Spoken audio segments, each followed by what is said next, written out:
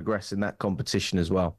Meanwhile, Cole Palmer says he was left a bit confused when Donald Trump joined in with their trophy lift. The American president handed the silverware to Captain Reece James and then appeared to linger as the players celebrated. Serena Wiegmann has praised the unity in England's camp after a commanding victory over Wales. The 6-1 win means England go through second in their Euros group and face Sweden in the last 8. Europe totally had he and other members of the ownership group place their shares in a blind trust. They're set to appeal a decision to remove them from the Europa League. Jannik Sinner has become the first Italian to win a Wimbledon singles title as Carlos Alcaraz missed out on a three-peat.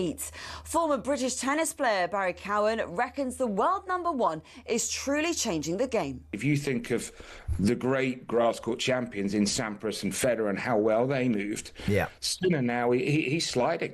You know, he's moving on a grass court like he moves on a clay court. And it's either 6 wickets or 135 runs. Those are the respective margins separating England and India from victory in the 3rd Test at Lord's. talkSPORT will keep you updated throughout the day.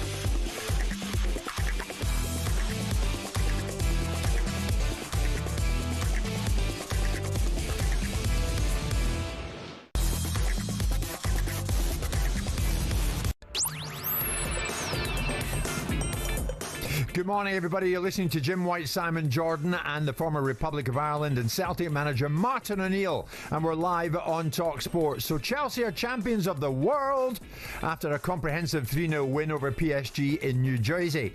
Has this one result shifted the view on Chelsea as potential title challengers next season? And what about Maresca? Meantime, Crystal Palace chairman Steve Parish says the club's demotion from the Europa League to the Conference League is one of the greatest injustices in the history of European football. Unjust or unlucky? Are Crystal Palace being made an example of, or do they only have themselves to blame? Also today, 2 new Wimbledon champions, but do they come with an asterisk? Has legal action over tapping up been a long time in coming? And are the Lions entering the series with Australia undercooked or battle-hardened? Jim White, Simon Jordan and Martin O'Neill, we're all live on talkSPORT. 100% engagement. Jim White and Simon Jordan on talkSPORT. Now, Martin and I came into the studio having not seen each other. Jim, good to see you. Martin, good to see you. And we genuinely mean it, don't we, Martin? It's been a good few days since we've been in each other. In he comes. What a weekend I've had. Young Ruben had a birthday. Oh, yes, my son, yes. Now, what happened? Well, it just involves a lot of preparation and a lot of endeavour and event companies that don't turn up when they say they're going to do, and bouncy castles that don't go up. Not that I blew them up myself, I might add, albeit the hot air I'm able to exhibit. But 37,000 steps I did. I'm knackered. What event companies who don't show up? What event companies were engaged? Inflatable balloons and foam things and all kinds of stuff. Yeah. But, but I'm tired. But I'll be fine. I'll be invigorated because Mr. O'Neill's here. Top man. Martin, it's good to see. Only he could. Buying a birthday cake doesn't suffice for Simon. He pulls in everybody. How did you do, if you don't mind me asking, how did you manage to do 37,000 steps through a birthday party? And well, the development, where I live is in the development. It's got private gardens, so everything was assembled there. So I'm going back and forward, putting chairs out, putting castles up, putting food out, going and getting food, going back and forth. Do you think that you might have employed some caterers to have done that? Well, I didn't want to employ caterers because I want to be involved in making sure that I'm involved in doing it. Oh, I see. See, it's the endeavour. And then I want to do it because and whine about it for the rest of the week. Was the birthday for your son or was it for you? Well, the amount of booze that my friends drank there, yeah, probably for us. So I take what you've done for Ruben, who was how old? 5. You'll do for Jim White on Wednesday, who's about to become 68. Yes. Oh, Martin. I know. No. I looked at myself in the mirror and I thought, yeah, that's about right. 68? Good God. Well, I see that a lot of the shows outside of this format in the district are getting sponsored by Tenor, which is the incontinent pants company, isn't it? So there you are. There's a gift for you. Already, can I just say, Becky, who's on the faders through there, has already acknowledged that my birthday is on the horizon. Very and good. has given me a little birthday bag. But I'm just saying. So, Martin, Simon, Chelsea, champions of the world. They actually are. Cole Palmer scored twice and set up a third goal for new signing João Pedro in what was a comprehensive 3-0 win over informed PSG at the MetLife Stadium in New Jersey. We'll get into a bunch of things here. Is there prestige in becoming the first ever Club World Championships? I tell you what, before we get into that, let's look back on the Club World Cup with DAZN. FIFA Club World Cup review on talkSPORT. Presented by DAZN. Sign up now at DAZN.com. Martin, you watched it. Simon, you no doubt watched it, covered in birthday cake. And I watched it. Martin, before we go anywhere, what was your take in it regards the final itself and Chelsea emerging as winners? I thought Chelsea played brilliantly in the game. I heard Maresca speaking afterwards saying that they won it in the first 10 minutes, and that's probably very true. I was surprised, I must admit, because it was very hot, and but the closing down early on in proceedings and actually being able to keep it up for larger amounts of time than I would have expected. But overall, it was a brilliant effort by them. Considering PSG, European champions, having beaten Real Madrid as well too comprehensively. Yeah, all in all, it was a result I probably didn't really expect. When I left you here, we were a bit shell-shocked after our time with John Textor. We'll get to that in Matters Crystal Palace. That was on Thursday, Simon. Were you saying to me you expected PSG to run out winners? Oh, yeah. I certainly did. Yeah, I thought that on the balance of probability. Yeah. I mean, a game is an individual game. It can take its own shape. I mean, I like Maresca talking about the fact that when we told his players that they wanted to make sure that PSG knew that Chelsea were here to win. And then he went on to say what Martin said, which is that the first 10 minutes determine the outcome of the game. It's a great result for them. However you patch it up, or however you've won the European Conference League, whatever we think of that. You've now won the FIFA World Club Championships, and if you're in a tournament, you might as well win it. And you've taken the biggest scalp in European football, and the PSG were there to win, and you've outplayed them. Sure. And I tell you, some of those signings, I like the boy they bought from Brighton. I really like him. Pedro. I think he's going to give and I think Delap's going to give him options. Yeah. I think they're going to be a little bit of a force next year. I don't think they're going to be a force to win the league, but I think they're going to rattle a few cages. Well, we're going to put it out there, Martin, because Chelsea fans this morning, I heard some of you on with Jeff and Andy, Martin and Neil's with Simon and myself. This is your big moment. Come on and tell us what you really think. I mean, has this one result shifted the view on Chelsea as potential title challengers next season? And where are you at with Maresca? Give us a call this morning, 03717 223344. You can message me if you want, 81089. Martin mentioned Enzo Maresca and what it meant to Chelsea. This was Maresca post-match. Club World Cup champion is something that we have to be proud.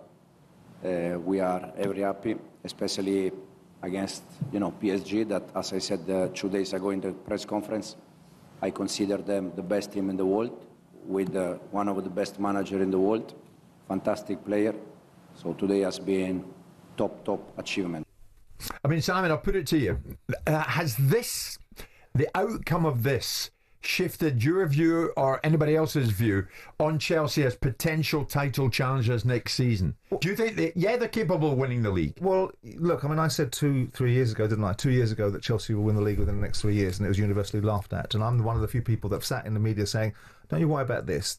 People make mistakes, but these guys with this kind of money, they'll get it right in the end. Now, that's a cup competition where you've played in certain conditions. Some of the opposition you've played against hasn't been that compelling. It's very different from a 38-game season in the Premier League, where most of the opposition, with a few exceptions like the promoted sides recently, are compelling opposition. I think Chelsea will be a good side next year. I think it's difficult to see them winning the league based upon what they're up against, but we don't know how these sides are going to react. The rebuild of Manchester City, we thought they were rebuilding. They get knocked out by the Saudis in a competition. the competition that they'll take lessons from and move forward on. Yeah. And you look at Liverpool and you wonder, for the tragedy of what's happened at Liverpool, whether that will have an adverse effect, whether it will galvanise. So I don't see Chelsea win the league next year. I'd like them to win the league next year because I'd like to be right in what I said when I was universally ridiculed, but I'm not sure that they will. Martin, do you think the name's on it next season? Not necessarily. I mean, I wouldn't know. I wouldn't even say that Liverpool are guaranteed to win it either. You just don't know. But what they do have is they've got more options now. Pedro's just arrived at the football club. It's got a glorious start for him, and Delap as well too gives them another option. And those type of attacking options, which I don't think that they had last season. Jackson, there was certain periods of time where he looked absolutely terrific, and other times where you weren't particularly sure. So there's definitely proper competition for places again. I think they are actually a very fine side, as they proved. But that's a difficult one to call over a 38-game season. But they definitely have more options now than ever before. Interesting to see how Maresca pictures himself, because Maresca had this sort of playing hide and seek moment with himself at the end of the season, where he spent the entirety of the Christmas period telling everybody that they weren't ready to win the league. And then when they didn't win the league and they qualified for the Champions League, he spent the entirety of those interviews telling everyone, blaming the media for writing them off, which made no sense to me. But it's interesting to see how he plays it at the beginning of the season, because he's had a remarkable embarrassment of riches. I mean, look at the players that they're bringing in, Martin. Yeah. You'd bite your arm off for some of those players in terms of the quality they're able to buy. Yeah. So they should be really competing, shouldn't they? Without a question. They're definitely. The last few months of the season and continuing into the this World Club Championship has been fantastic. They go and win the Conference League. Simon and I have the same view in that particular league, but even so, it is still a competition. You go and win it, then you qualify in the last days of the season for the Champions League. Very, very important. Then you continue that. They're taking this. They get a 3-week break now. They're back, and they're ready to go. Confidence will be absolutely sky high. Simon is saying Maresca has had a great deal of funds behind him to go and get whoever he would think fits the bill over the door and in at Stamford Bridge. But they've spent the same kind of money as Manchester United have spent. Well, thereby hangs a tail, really. I think that Maresca... It's what you do with it. It's what you do with it. Now, I think the point that Simon's making is that Maresca's kind of hidden himself away, said something at one particular juncture, and then a couple of months later said something else. It reminds me of me, I think. But overall, I think it is one now where he has to stand up and say, yeah, we are a proper side now. We have got the tools to go and compete over a 38-game season because we have the wherewithal to do it. Yeah. I don't know if that's right. I'm not trying to be clever with you, but I'm not sure they have spent as much as Man United spent as much as them, because the whole media focus has been on this outlandish expenditure that since Todd Bowley's walked through the door. I mean, we're making arguments recently about the one everyone seemed to be awfully concerned for poor old Chelsea spending. The only people who didn't seem to be concerned about it were Chelsea. The net spends are the net comparable. Spend. Sure. But don't forget the net spend. You need to look at the gross spend, because net spend is including trading. You've still spent top line figures of £1.5 billion on players in the 2 or 3 years that Bowley's been there. Best part of. Yeah. That's remarkable expenditure. It is. Yeah. Remarkable expenditure. Martin, before we hit the break, and we need to talk about this, Luis Enrique's made a great deal of has won over a great deal of people over there in the US. Extremely likeable, highly rated, and yet at the end, and it's almost seemingly swept under the carpet this morning, he might find himself in a spot of trouble for his role in the post-match fracas. Did you stay with it as long as I did last night? I mean, I watched it right to the very end. Did you? When tempers frayed in the closing stages. João Neves had been sent off for pulling the hair of Marc Cucurella, and then scuffles broke out on the pitch.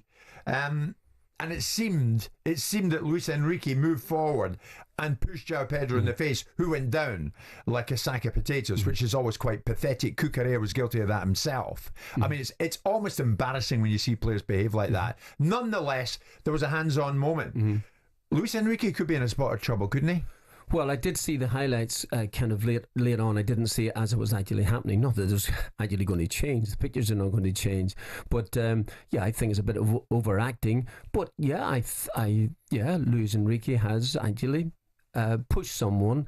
Listen, it's a nothing incident, but at the same time, it's something that a manager probably shouldn't be doing, despite the fact that he's probably lost his cool. Yeah, and of course they just lost a match that they were expected to win. That they would be expected to win, although that's doesn't necessarily mean that you should be pushing people around about. But he's obviously got irritated by Pedro. Yeah.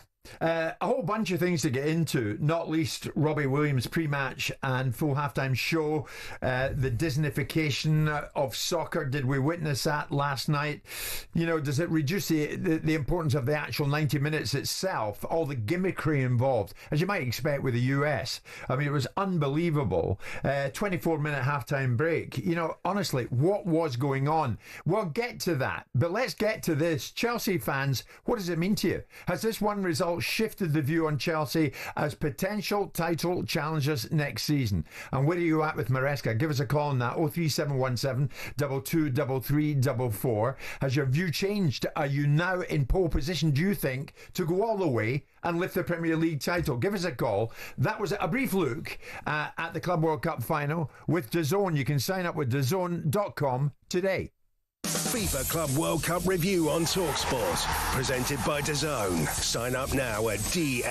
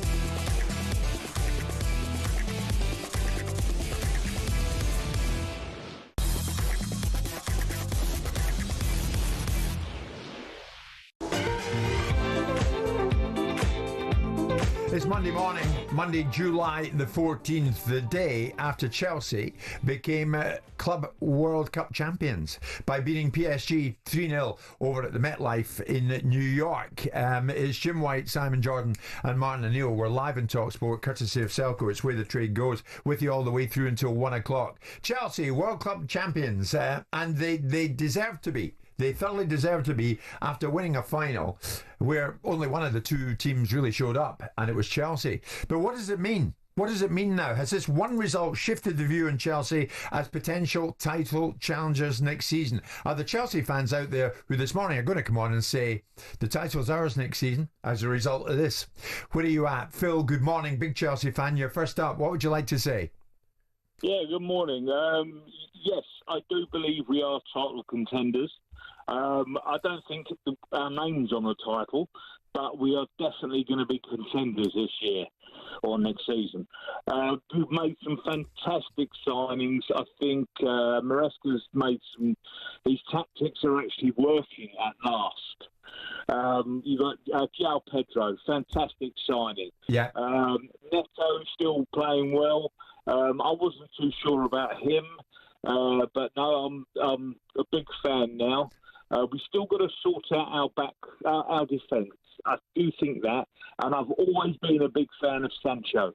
I think he's a great goalkeeper, and he proved that last night. Okay. All is well in the Chelsea garden then. You're happy with everything, Phil, going into this season? Well, except for defence. I still believe we need to sort out a bit of defence. Okay. And Reece James, he's still injury prone. I'm a bit worried about him. But at last, we've got some forwards. What do you think, Martin O'Neill's alongside me, Phil? What about Sanchez, Robert Sanchez, the goalkeeper? Would you be as happy as Phil is? Because some Chelsea fans have been saying the goalkeeping department is one they need to look at. Well, some of the Chelsea fans would know that over a whole season, and it would be in a better position than me to make that judgment. But going on last night, he was absolutely fantastic. Yeah, and made some really great saves. And if that's anything to go by, well, you'd have to have somebody better than to put in place. What about Nick, who's a big Chelsea fan? Nick, you've seen them win it, and now with anticipation you await the arrival of the new season. How optimistic are you that Chelsea may go close or win the Premier League title? Thanks, Jim. Good morning, guys. Morning, Nick. Morning. I think we're getting there. We had that dip during the season, but I think that was partly due to Maresca opening his mouth and saying we're not good enough to win the title. I think when you've got a bunch of kids and you come out with a statement like that, maybe it affected their confidence for a couple of months. Certainly the end of the season was fantastic. Robert Sanchez last night, if we could play like that virtually every game, we don't need another keeper. That was the best performance for me that he's put in. It was a proper team performance, and I think Maresca's still learning in the job. He's definitely getting there. We had moments last season where we were absolutely dreadful to watch, passing sideways, going backwards, but the last couple of months, really good signs. And I'd say I don't think yet we're as good as maybe Liverpool, Man City, but I think we're definitely getting there, and I think we've got a chance of winning the title this season. Do you think the ownership deserves a pat in the back here, would you say, Nick, for what they've done, bullying Egbali? Yeah, I do. I mean, because they kept faith. It would have been quite easy. It's nice for a change to have a bit of a long-term strategy that seems to be working. So, well, I think most of us Chelsea fans thought, what you're doing, you're clearing out everybody. And I still think it's a mistake to get rid of some of the senior pros. I think if they'd have hung around a bit longer, maybe we would have got here a bit quicker. But they had a plan. They stuck to it. They, as Simon says, we have spent a lot of money. But as you said, Jim, if you compare us with Manchester United, I think we spent that money wisely. We're about to have a clear out of the club. There's certain players that are going to go, so we're going to have a bit more income. And bottom line is, we've just won another trophy, and we've won an awful lot of money on the back of $125 million estimate. So, yeah, very optimistic about the future. Nick, thanks for the call. Here's Carl, another Chelsea fan. Carl, what do you want to say? Yeah, well, you had a phone-in just before the end of the season saying, is Maresca the right man for Chelsea and to take them forward? And a lot of Chelsea fans were phoning in and saying, no, he wasn't. Well, I backed him, and I said, you've got to give the guy a chance. You know, he's turned that team of young players around, got them to finish fourth, got them to the conference, and won it. Yeah. Why did you back him, Carl? Why did you back him? Purely for that, the fact that he a team of unexperienced players as such, because they were so young, and he seemed to be. I could just see he seemed to be doing something, and to get there and to finish fourth, and to get us back into the Champions League and to win that final. Look, listen, we're not the best team in the world. We're not the best team in Europe. We're not even the best team in the Premier League. But we're now a team where people need to look and go, hang on a minute, I think there could be something seriously happening here. Just before you go, Carl, I'm seeing fans of other clubs getting in touch. There's one message. Why are you concentrating on all of this? Nobody cares about the friendly cup that FIFA created. Just threw in a bunch of cash. Nobody really cares. Nobody attended it. Nobody watched it. What would you say to that, Carl? Yeah, I'd say it's probably said by the teams that ain't in it. Yeah. And not there to win it. And, at the end of the day, it comes with a lot of money. Exactly. Dylan, you'd agree, would you, that this thing was worth winning and that Chelsea rightly are crowned Club World Cup winners? Good morning, Dylan. Well, I'd like to start off saying good morning, Jim. Good morning, Martin. Is Simon in? If Simon's in, good morning, mate. I hope you're all doing well this morning. I am absolutely buzzing. I can't lie. I know people write this tournament off, but for me, I watched the whole tournament. I stayed up till 3 a.m. to watch the rubbish games. I watched last night. We were awesome, boys. Like, I've never seen a team beat PSG the way we did. We did what PSG do to other teams to PSG. I thought from the goalie to the boys up top to the lads who come off the bench to the management, we were excellent last night. What do you think? How do you think we played? Well, you did play excellently and you won the thing. Do you think you win the Premier League title? Genuinely, hands down, believe it's between us and Liverpool. I think City, I don't think City are there, mate, top two. I think they've had a lot of new signings January and summer. I think they'll take a little bit of time to click the way they normally do. They may not click the way they used to. Who knows? De Bruyne's left. I think it's Arsenal bottle jobs usually. I think they'll drop off even if they sign Jota. And personally, I think Liverpool have made an amazing few signings. I really do rate their transfer window. So Dylan, listen, thank you, mate, for all the good points you've made. Martin, they're right to be upbeat. They're right to be upbeat at this particular time, Chelsea fans. Of course, I've just mentioned there a couple of moments ago that the last 4 or 5 months have been fantastic for them. Really fantastic. They won the Conference League, they could get into the Champions League, and they go during the summertime. And whatever you think of this competition, it's financially it's been worth winning. It's £100 million to them. How much of that can they throw at players, Simon? I mean, they're in good nick. When they've got no issues with PSR, they spend money as they see fit, don't they? They sell their women's team, they sell their hotels, they structure themselves in a way that gives them the opportunity. Don't forget, they've just got a £30 million fine from UEFA as well. So that's out of this competition, they've got 84 million. So they're down to net 54, aren't they? After they've paid their fines for financial breaches that UEFA have just sanctioned them under. Yeah, but. Look, we're talking about this conversation with Chelsea as if it's a revelation to me. I've sat here for the last 2 years saying that Chelsea will be successful. They will be a successful side. Now, whether Maresca's going to lead them to the Holy Grail and to the Promised Land, I don't know. We'll see. He's had a good season. He's been given the tools.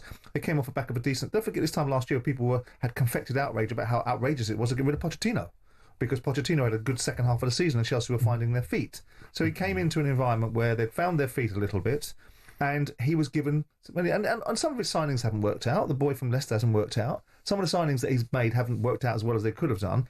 But right now, when you're in a position... Martin O'Neill will tell you as a manager, if he was in a situation where you've got the kind of support from your owners that get very little credit, by the way, besides ridicule, because most of the narrative has been about Chelsea. They've got a clown American ownership that doesn't know what it's doing. Now, all of a sudden, it goes on its head. The fact is, if you've got an owner that's prepared to give you 1.5 billion euros over 3 seasons, you've got half a chance, Martin, right? You certainly do. Yeah, absolutely.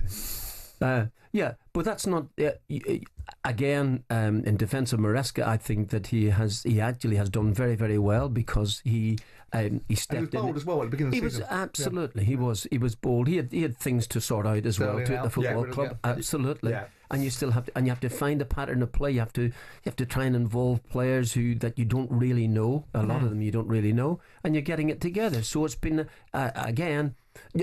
I agree with Simon in the sense I don't think you could have ever felt that Chelsea were going to end up finding themselves in a mid-table to dropping down towards relegation position, they've now got the tools to go and be very, very competitive. Meantime, across the city, unjust or unlucky, are Crystal Palace being made an example of, or do they only have themselves to blame? We're going to get to that Monday morning live in talkSPORT. Selco, where the trade goes.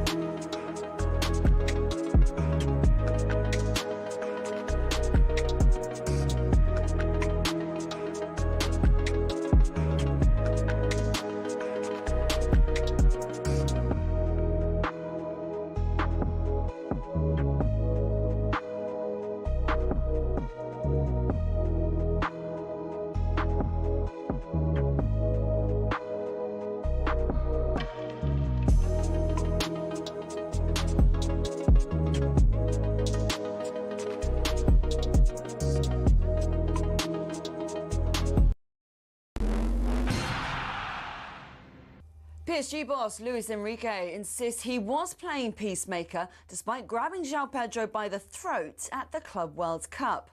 Chelsea beat the Champions League winners 3-0 thanks to first-half goals from Cole Palmer and Pedro. At full-time, both sets of players clashed on the pitch, but it's still not clear what sparked it. Alex Harris, host of Chelsea Fan TV, says the win puts the Blues in a good position for next season. The main thing now is that we challenge for a longer period and show some progression in domestic competition. So that means getting, into a semi-final or a final, if not winning a domestic cup, as well as maintaining your Champions League position and obviously trying to progress in that competition as well. Meanwhile, Cole Palmer says he was left a bit confused when Donald Trump joined in with their trophy lift. The American president handed the silverware to Captain Reece James and then appeared to linger as the players celebrated. Serena Wiegmann has praised the unity in England's camp after a commanding victory over Wales. The 6-1 win means England go through second in their Euros group and face Sweden in the last 8. And it's either 6 wickets or 135 runs. Those are the respective margins separating England and India from victory in the third test at Lord's. talkSPORT will keep you updated throughout the day.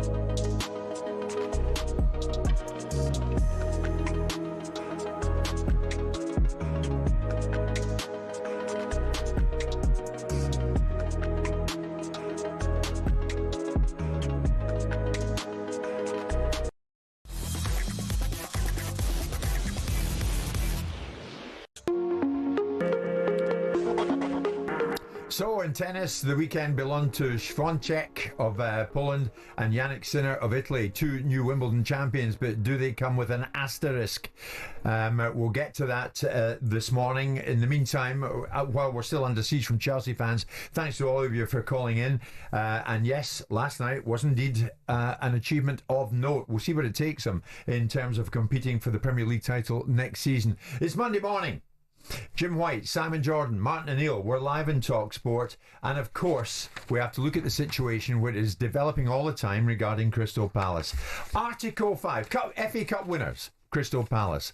Article 5 of UEFA's regulations for the Europa League deals with multi-club ownership. Amongst the rules, it quotes, no one may simultaneously be involved either directly or indirectly in any capacity whatsoever in the management, administration and or sporting performance of more than one club participating in a UEFA club competition. UEFA's rules set a deadline of March the 1st, 2025 to show proof of multi-club ownership restructuring, a deadline which Crystal Palace missed. Now, if you missed it, and I don't think there's anybody in this country that missed the interview last week when John Textor was in this very studio. John Textor, of course, had a considerable involvement with Crystal Palace until recently. But the same John Textor spoke, the man at the centre of all of this, spoke to Simon and myself and said live in talkSPORT, it dawned on him when the FA Cup was won at Wembley by Crystal Palace, the players came up to collect the trophy and he thought, now this could get interesting. This was Textor. But more recently, when the Crystal Palace captain lifted the FA Cup above his head and you're applauding, was a part of you thought, oh, God. Oh, is what I thought. Am I allowed to say that? Who said it? God. Yeah, no, I didn't. I couldn't believe it. I mean, I was so happy, but I felt the gravity to it. And I was concerned, of course. On the same day? Holding the cup next to the Prince. Yeah, it was a great, great moment. And I couldn't have been happier. I couldn't have been happier for the fans. You know, but yeah, I was worried about what was coming. I'll admit to not even thinking about the issue. Of course, I have to. But I also read the rule. So please read the rule yourself. Like, everybody's talking about it like it's so obvious. The rule's very clear. If you have decisive influence, you may need to consider this. I don't. I didn't. If I had decisive influence, I wouldn't have been trying to sell the club starting in June of 2024. So later on Friday, the news came through that yes, indeed, it was the news that Crystal Palace fans and people like Textor and the chairman Steve Parish were dreading, that they were dropping out of the Europa League and it was Europa Conference League football for them next season. Now, we'll get to Simon and Martin in a second, but over in the US, Steve Parish then gave his reaction to that news to Sky Sports. Well, obviously, we're devastated. You know, we're devastated for, most importantly, the supporters. And I think something the supporters of all clubs should be devastated for us, because this is the dream. You know, you win a cup, actually win something for the first time in your history. And as somebody said to me, it's like winning the lottery and going to the counter and you don't get the prize. So I'm devastated for the players, for the fans, for the staff. And I think it's a bad day for football. I think most football fans, right-minded football fans, will see what an injustice, terrible injustice this is for the football club, and one that I ideally hope somebody can remedy, because I do believe that nobody in football wants to see this. Nobody in football, and I don't think UEFA want to see this. Clubs that rightfully qualify for a competition being locked out of that competition on the most ridiculous technicality that you could imagine. Devastated, and it's a ridiculous technicality. In the Daily Mail on Saturday, Simon, Ian Lademan, well-respected journalist, Crystal Palace's tumble from the Europa League before it has even started is a sporting catastrophe they should have seen coming. That they didn't is overwhelmingly on them. This, in essence, is the London club's own fault. Is that how you see it? Well, yeah. I mean, look, I assumed that they would have a credible position to advance to the UEFA panel that was going to adjudicate over the circumstances they found themselves in, which is why I pushed back originally and said this will find its level and Palace will find their way through it. Well, it started, but you thought it was a non-story. No, I never thought it was a non-story. What I thought you did. No, I didn't. No, I didn't think it was a non-story. You thought it would go nowhere. No, I didn't think it was a non-story. What I thought the outcome would be that Palace would find their way through it, which is based upon the fact that I assumed that they would be credibly imbued with the right positioning. Now, if you've taken somebody into your business and bought and sold them shares, and you've got a rule that exists since 2010, which was reinforced and the parameters established very clearly in 2017 over the RB situation, I would have assumed that Parish and his cohorts would have been across the position clearly and understood their obligations. And to suggest that they don't, and whether people think it's because I've got an agenda against Parish, got nothing to do with that. You know, the situation is that ironically, this is now a victimless crime. Because Palace, the shareholder in question, has sold his shares. The teams that, whether if they play in a competition, will not have the challenges they've got there. But when you listen to Parish's interview, I mean, one of the questions that was asked of him by the Sky guy was, you know, about decisive influence. The answer is categorically, unequivocally, no. Not, I have influence from my 8-year-old son or influence from fans. If somebody asks you a question, does somebody have decisive influence or influence, and you answer it, an 8-year-old has influence on me. It's a ridiculous answer. And then to suggest that you don't have the information because it goes into info at well, that's where all the Premier League communication goes. That's where the information goes full stop. And then to talk about you're not a multi-club ownership, to keep on reinforcing that point. Well, the panel haven't accepted that. You haven't given them a credible enough position to accept it. So you can stop. You've got to stop trotting that out. And you now got to look at the reality of what your options are. It is clearly, undeniably, you know, whether people think there's an agenda behind this, the executive control of this football club has been well documented as being Steve Parish. He's the executive chairman. This is his responsibility. This rule has been in existence since 2010. It's been reinforced in 2017. It was reminded to all the Premier League clubs by the Premier League themselves, not just UEFA, as Palace was saying. UEFA, we don't have any communication with UEFA, we never have done. It came from the Premier League in October 2024. It was provided for in their accounts by their finance director, which was filed at the end of the year on the 31st of December, suggesting that they needed to be mindful of the changes of UEFA regulations. They have had dealings with Lyon. They have had dealings with the Belgium club that Textor owns. So the reality of it is, this is completely, whether you like it or not, it is completely Palace's own fault. They should have done their due diligence in terms of, if we're going to take Textor's money, right, he's got other clubs. He's gone and bought Lyon, right? He's got 43%, right? What do we need to do? Have we got council's advice in place to make sure that these rules that we know exist, by taking his money, putting it in our pockets as shareholders, and bankrolling the club through COVID, have we made ourselves a hostage to fortune? Which they have. Now you go to the rule and say, the fairness of this rule, it's a ridiculous rule. When Palace go into the Europa League next year, if they were playing in it, they'd be playing against Lyon. Textor wouldn't be a shareholder in Palace. So who is now going to be compromised? You're taking the present, and you're overlaying the past onto it. So where's the ambivalence here? So where are you standing? And you're saying that this could be actually overthrown and that Crystal Palace could get in. Is that because first of all, are UEFA insisting because they missed the deadline, or is that because now at this minute, as we stand, Textor is no longer a part owner of Crystal Palace? It's a bad deadline, isn't it? Because the only time you should really be conflicted is when when the competition is actually played. And if you've got influence in two camps at the time the competition is played, then ultimately the rule should be effective. Now they've changed the accountancy deadline from June the 1st to March the 31st. Deadline schmedline. Palace's shareholders don't exist in the same way, and the decisive influence, decisive control. I understand why the rules are there, because, and the ridiculousness of multi-club ownership is you either want it or you don't. They'll say we want it because if you've got it on different continents, it doesn't affect you. If you've got it in South America and in Europe, you're not going to play in competitive football very often. Yeah, but when you set out, first of all, when you set as owners of Crystal Palace, you're putting money in there, hoping at some stage or another that you actually might make this club successful. So you know the rule that there's a possibility if you have a joint ownership. Their defence is two things. We didn't know the rule. They didn't know the rule? They didn't know the rule. Or more likely, they're suggesting they didn't know the rule deadline had changed till March the 1st. It was not true. Yeah. It's not true, they did.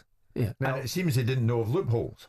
Well, the loopholes have always been there, which is putting things into blind trust. Textor himself, now, whether John contradicts himself a lot of the time in that interview with due respect to him, he talked about the fact he didn't know the rule. and then said, as soon as we lifted the cup, oh, damn, he said something different, right? So obviously he knew there was a concern there. So obviously there was a concern going on. As much as people might want to think this is an agenda being served out, this is on the executive control of Crystal Palace. And if the executive control of Crystal Palace is the executive chairman, which Paris tells everybody that he is, then it's on him. They took 130 million quid, give or take, from Textor to sell their shares. At that time, and with 2021, they should have been fully conversant with the... Now, it's not just the FA Cup, by the way. Palace could get into Europe through the League Cup. It's not beyond the wit of man to suggest a Premier League club that's been in the Premier League for 13 years can win the League Cup. So they should have had this prepared. Right. And now as Ian Ladyman says in the Mail, Simon, Palace didn't do anything about it. They sat in their hands. They took a risk. We'll take a break. During that break, if you're a Palace fan who is totally disgusted or devastated, as Steve Parish is saying everybody is, who has a link with Crystal Palace, give us a call and tell us what you think. Because obviously, it may well end up that there's still time to get out of it. Am I right? They may go to cash and it might... There's even a bigger irony. I mean, David Blitzer owns Bromby, and they're going to go in the European Conference League, and that's not going to be challenged. At the moment, as it stands, as we all know, Crystal Palace are looking at playing Europa League conference football next season, and not in the Europa League. Are you as devastated as Steve Parish is saying you are, or do you hold Steve Parish and the rest of them there to account? It's on them. They sat in their hands. They took a risk, and it backfired. You want to give us a call? We're more than happy to take it. The former owner of Crystal Palace, Simon Jordan, sitting to my left. 03717 223344, or message me at 81089.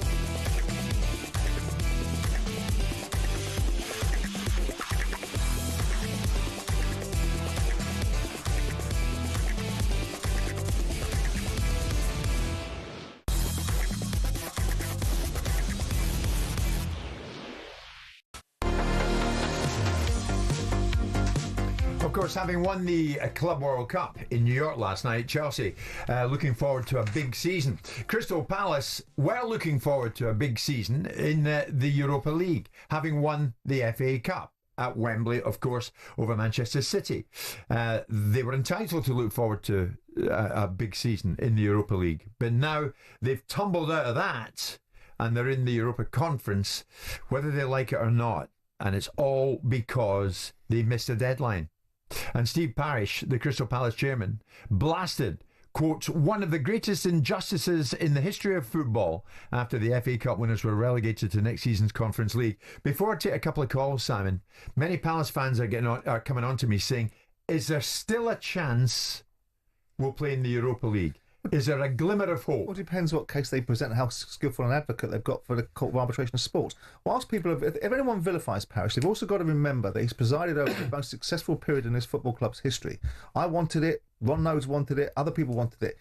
He's put the club in the Premier League, he's kept them there, he's brought an investment into this football club, and they've seen better things at that football club than any of us were able to produce together. I agree, but this doesn't appear to be his finest hour, does it? So he's made a mistake. So you point me to somebody that doesn't make a mistake. He's made a mistake. And the reality, the questions that need to be asked is, why have they made a mistake? Why did they take the investment? Why didn't they structure it properly? Why didn't they think about it? Those are the questions. But if we're going to lambast the fella for making one mistake, when ultimately the 15 years that he's been there, irrespective of my views on him, predominantly he's been pretty successful, I think is a pretty mean-spirited way to look at it. Yeah, but it is a very public calamity, if you like. It is an embarrassment nonetheless that they've gone from that competition to the one that everybody says is the run, to quote you, the run of the litter. It's a disappointment. And the flip side of it is, the irony of it is that I actually think they'll be better off in the European Conference League because it might give them two opportunities to be in Europe, because they might win that competition and have a second season. But for the purpose of this conversation, they should be in the Europa League. Paul is a big Crystal Palace fan. Paul, where are you at this particular stage in the proceedings with all of this? Good morning. Good morning, lads. You all right? Good, thanks, Paul. What do you think? Good.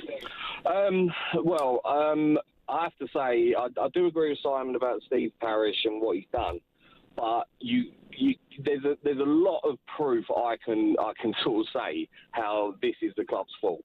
Ollie Glasner, before the third round of the FA Cup, came out and said we're in this to win it. We then go and play Doncaster and we have a full-strength side out. We play Millwall and we play pretty much a full-strength side out. Now, if we're going to go and attempt to win this competition, we have to then recognise that there are UEFA laws. We have broken UEFA laws. We have got the punishment we deserve. Now, we can keep going on about injustice and everything else. Where's the injustice if we've broken the laws of the governing body? There isn't.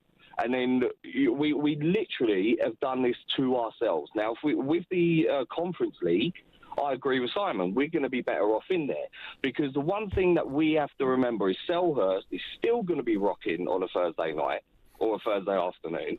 We're in Europe. We've won the FA Cup, which is more than most people do. But it's foresight, yet again, from our board. And there's one last thing I just want to say. John Texer said something damning towards Steve Parish, which was, if you go back to the interviews, he said that Steve Parish only looks at the beginning of every season not to get relegated. 13 years in the Premier League, and we are still attempting not to get relegated in our chairman's eyes. How is that correct? Many interesting points there, Paul. Briefly, in the passing, how do you want to answer, Paul? Well, I would say some good points. He's thought about what he's saying. I mean, it's difficult for me to want to defend him, but in this instance, I would say to you that I sat with Paul Barber last summer, who tells me that Brighton's motivation every single season is to start the season not being relegated. So whether you like that description or not, it is a description that a lot of the football clubs look at from the outset. Totally pragmatic view from Paul, though. Sorry, Martin, you were going to come in. No, he's talking about that's what they set out to do, and there's nothing wrong with that, because there's no such thing. Even if you've been 10 years, consecutive years in the Premier League, there's a club like Crystal Palace. There's no absolute guarantee that you'll make it the following year. There's no such thing as just you have settled down to being a Premier League club. There's about 5 or 6 clubs that can say that without doubt. The rest are in the Paul, thanks for your many points there. John's another Palace fan. John, good morning. What do you want to say about this? Yes, I want to say John Textor says that when Palace lifted the cup, he was worried that there was a problem. Well, at that stage, there wasn't a problem because Strasbourg were in the key position to get into the Europa League. Somehow they lost against a bottom club in the French league who were struggling against relegation. And that match didn't end until somewhere around about 11 o'clock at night. So he couldn't have known at that stage that there was a problem. Lyon were very, very lucky. They got in on goal difference. And I just think there's something not quite right. I did actually read in that the Telegraph sort of put an article in there recommending Todd Bowley put his Strasbourg shares into a trust. But this was in April because he hadn't even done it. So if all the other big teams are not doing it, why should Palace? I mean, even Marinakis at Nottingham Forest going around saying, "Oh, I put my shares in." Well, apparently he didn't. He contacted UEFA and asked them for some time to get himself into order. So all these big clubs are getting away with it, but not Palace, and that's all I want to say. Well, I mean, John, what we do know is, regards Lyon and Palace, in the situation that arose, the club ranked highest in their domestic competition is allowed to participate in the relevant UEFA competition. Therefore, Lyon remain in the Europa League thanks to their 6th place finish in Ligue 1 after Palace finished 12th. That's my gist of it. That's the understanding we have of it. I mean, when all this changed over, it was understood that the winners of the English FA Cup and the FA Cup round they would get places in the European League. There was no European Cup Winners' Cup now. Where do we stand? Is our cup competition so minor in the eyes of UEFA? The cup that's been going on for over 160 years. And it's all rather ridiculous.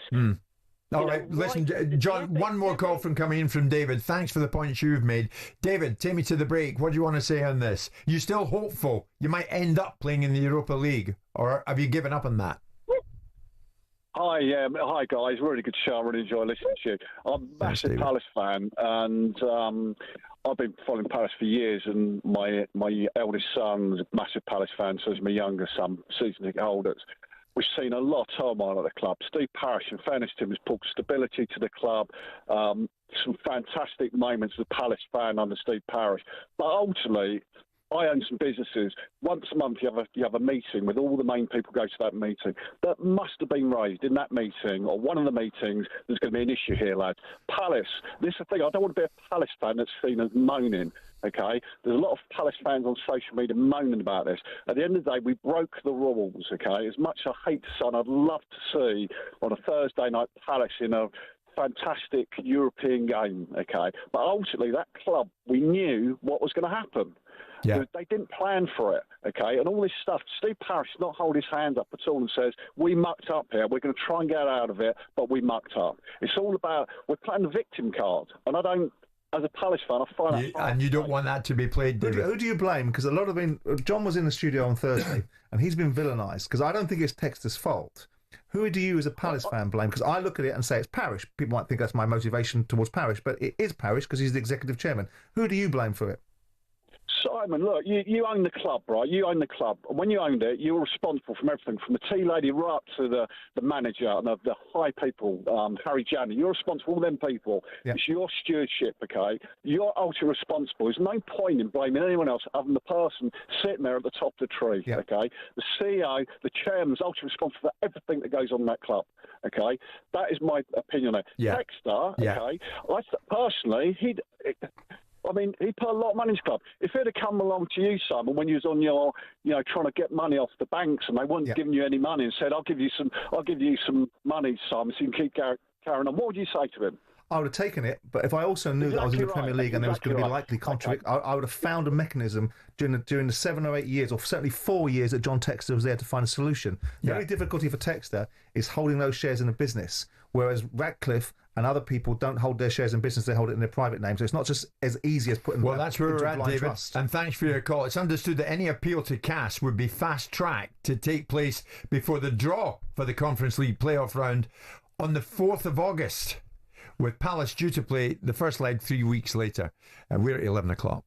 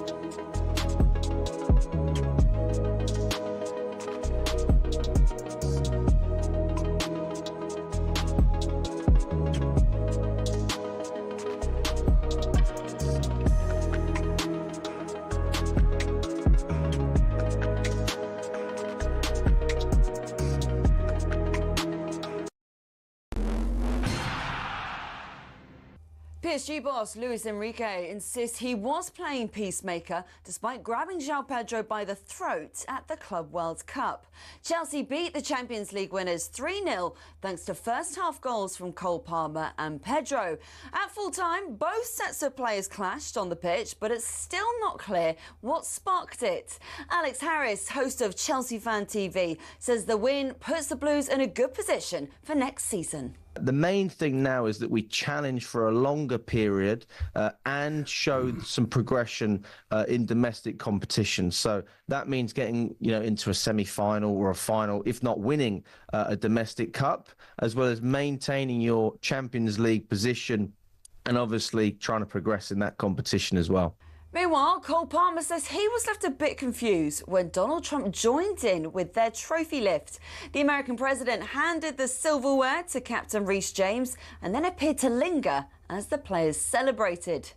Serena Wiegman has praised the unity in England's camp after a commanding victory over Wales. The 6-1 win means England go through second in their Euros group and face Sweden in the last 8. That game will be live on talkSPORT this Thursday. Steve Parish says he wants to put the "they missed the deadline" nonsense to bed.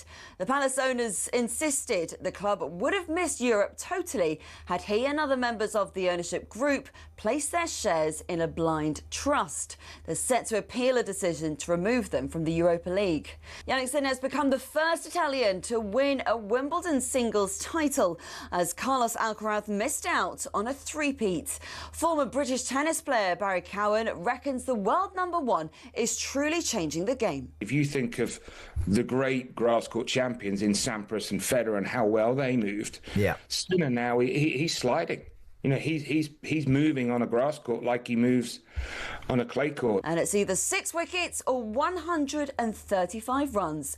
Those are the respective margins separating England and India from victory in the third test at Lord's. talkSPORT will keep you updated throughout the day.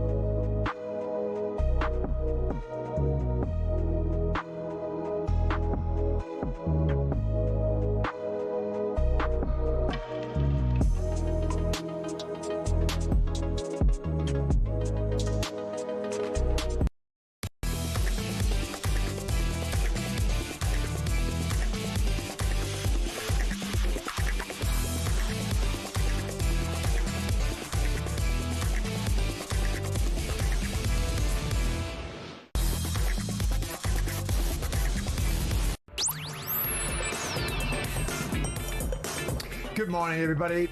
It is Monday morning, Monday, July the 14th. Chelsea are club champions of the world. Yes, they really are.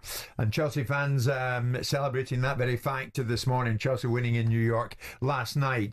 That and a whole lot more under discussion this morning. Simon is with me, and so too is former Wycombe Wanderers. I want to always get this right. Leicester, Celtic, Sunderland, that's one I always forget.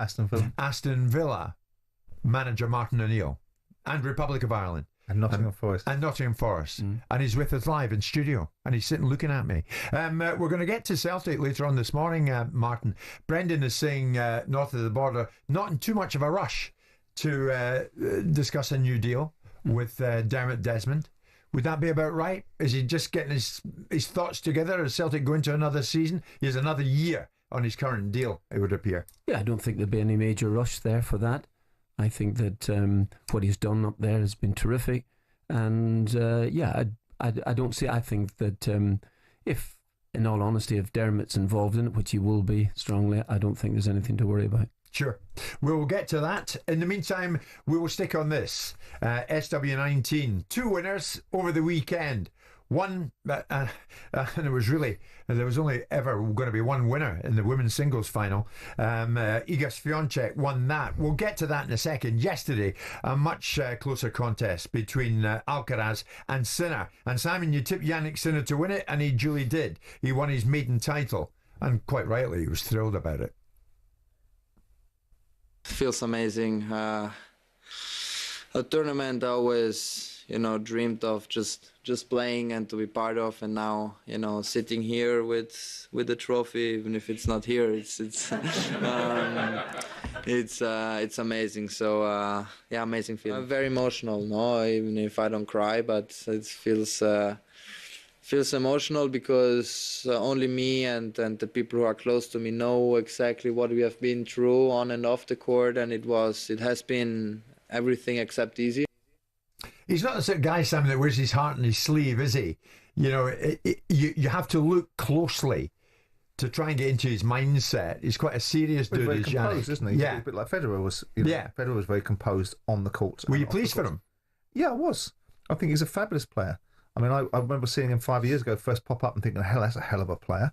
And I think, obviously, I tipped him. I felt that the French result might have spurred him on. But Alcaraz is still an irresistible force. But he wasn't an immovable object in this instance. And Sinner came through and had his moment in luck, didn't he? With Gregor Dimitrov having to retire in the third set. So he had that moment in luck, rode it, and won the tournament and did it in 4 sets. So he did it quite convincingly, to win the last 3 sets, 6-4, 6-4, 6-4. Yeah. He did it in a way that probably most people thought would have been a bit harder and a bit more of a harder fought final.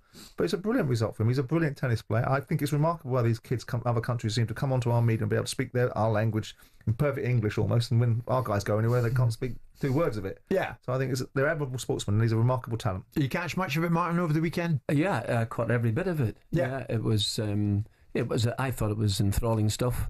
I think psychologically it was a big win for Sinner, considering he lost the French Open to the same opponent, having been 2 sets up, and I think a couple of championship points as well to go through. So yeah, a really great player. I think the controversy is to do with the timing of his ban, and a lot of tennis players are not really having it, both on the circuit at this minute and other tennis players who are not on the circuit. Well, of course, Nick Kyrgios has been working for talkSPORT throughout the tournament and has said many things at times to you and I, Simon. Kyrgios, a finalist 3 years ago, wasted little time in conveying his view on Sinner's win, posting a message on Twitter that contained no words, simply an asterisk. Now, the Sinner saga dates back to March last year when he failed a drugs test for a steroid, cholesterol, 6 weeks after winning his maiden major title at the Australian Open. You bear that in mind, and then Swiatek, the Polish girl who won the women's singles final. She accepted a 1-month drugs ban after she was revealed to have tested positive for TMZ, commonly used to treat angina and other heart-related conditions. And that was around a week before the US Open. When he was in here with Simon and myself on this very show, Kyrgios was quite open about it. and said he wasn't really having Sinner's defence when it came to his doping ban. Absolutely not. Okay. Let's just put that there. I don't accept the explanation, but it is what it is. Yeah, I can't talk about it anymore. It's done now, and he's he accepted that little ban, and to be fair, he's come back and he's played some amazing tennis. So props to him. So Kyrgios spoke about it, Simon. We're speaking about it this morning. How much lip service do you think should be given to the fact that Sinner ran into trouble? That are we talking Swiatek ran into trouble? Are we talking about when they were banned, or are we talking about the offence that they're banned for? Well, both really. The fact that they were banned and why they were banned. Whether Nick Kyrgios accepts the explanation is irrelevant, really. The panel that it was presented to them accepted the explanation, and it does seem like a strange one where masseuse buys a drug over a counter in Italy, then cuts his hand in a scalpel in a pack, and then massages the player, and we can all work backwards through that. But when we want to asterisk people, do we asterisk Pep Guardiola then? Do we asterisk he had an issue with a failed drugs test? Do we asterisk Canelo Alvarez every time we speak about him? Do we asterisk Tyson Fury every time we speak about him? I mean, the fact of the matter is, he got a ban, he served the ban, whether they like it or not. And what the big argument is about the unbalanced field for the number one tennis player in the world, and the cynical nature of making sure that he was able to compete in the slams, and it was a confected or contrived outcome, shall we say, by the authorities, and it's not fair. Well, we all know in the real world, in every other walk of life, the person with the most money tends to go into court and get the best outcomes because they get the best advocates, the best lawyers, and present the best cases. So it's probably no different in sport. What they were trying to say was that it needs to be levelled up so that ultimately people further down the rankings get the same sort of outcomes. And of course that would mean tennis players having to compromise on some of their winnings and reduce their winnings to make sure that there's a better distribution of money for all tennis players. Yeah, I'm in the camp that the kid's been banned, and he's suffered the sanction reputationally, I suspect, as a result of it, and has now been allowed back in. And if we want to take it up with the tennis authorities about the nature of how that ban was contrived or manufactured itself, that's a different discussion entirely. He's won a tournament. I think we should be talking about the win of the tournament, and if people don't like it, then they don't like it. I mean, the bottom line is, man, both of them, Swiatek as well, has come through that experience they would both rather not have had. And they've shown that what they can do. And they've shown that right now, they're amongst the best, if not the best in the world. Oh, no question about it. Swiatek is actually, I think that might be her sixth major win. You know? And she's won every one. Won at Wimbledon as well too, which was a bit of a nemesis for her. But terrific. And I agree with Simon in the sense that we can all talk about the bans, and it seems rather curious the sort of explanation that was given, Sinner. But it was the ban was given not by Kyrgios or whatever it was, or what do you call the Australian fellow, the Australian lad who you had on here, Nick Kyrgios. Yeah. And so it doesn't really matter. Sinner is a fantastic player. Alcaraz is a brilliant player. And it's interesting to listen to John McEnroe talking about, which I thought a wee bit strange when I heard it about 6 or 7 weeks ago, when he was talking about these two lads even being a different planet again to the great players that we've had, Nadal and Djokovic. I think until they win the competitions that those lads have won, I think I'll hold that. But it is definitely a great level at this moment, particularly those two players. I mean, the bottom line question, Simon, if I'm going to labour it, and I will get into the break, is celebrating two Wimbledon champions who have served drugs bans in the last 12 months in any way hard to stomach? In the same way, is it any way hard to stomach that Tyson Fury failed a drugs test, that Conor Benn failed a drugs test, that Canelo Alvarez billed as the pound-for-pound greatest fighter that gets revered and admired and every conversation doesn't have an asterisk attached to him? Then why should these guys? Strict liability. Strict liability means the athlete's accountable. So it doesn't mean that they're in the instances where they are inadvertently put in harm's way by lack of diligence or stupidity, means that they were artificially creating an outcome that was enhanced. In this instance, the panel have accepted it. Now, whether they've accepted the reality of what we consider to be a slightly fanciful set of tales, that you would not expect a supreme athlete to find himself surrounded by masseuses that buy equipment or buy products over a counter in Italy, knowing its composition, and yet find themselves cutting their hands on a scalpel, then infecting themselves with this particular cream and then rubbing it in the back of an athlete. Yeah, these are all ridiculous things. But strict liability has been served. He served a ban. His explanation was accepted. Yeah, but it wasn't exonerated. He got banned. Let's head back out and down the road to Lords on this occasion, because it's the final day. It's the test is England-India, and Sam is there. Sam Ellard. A good solid opening 15 minutes for India. They're taking the score overnight 58 for 4 to 71 for 4, and make that 71 for 5.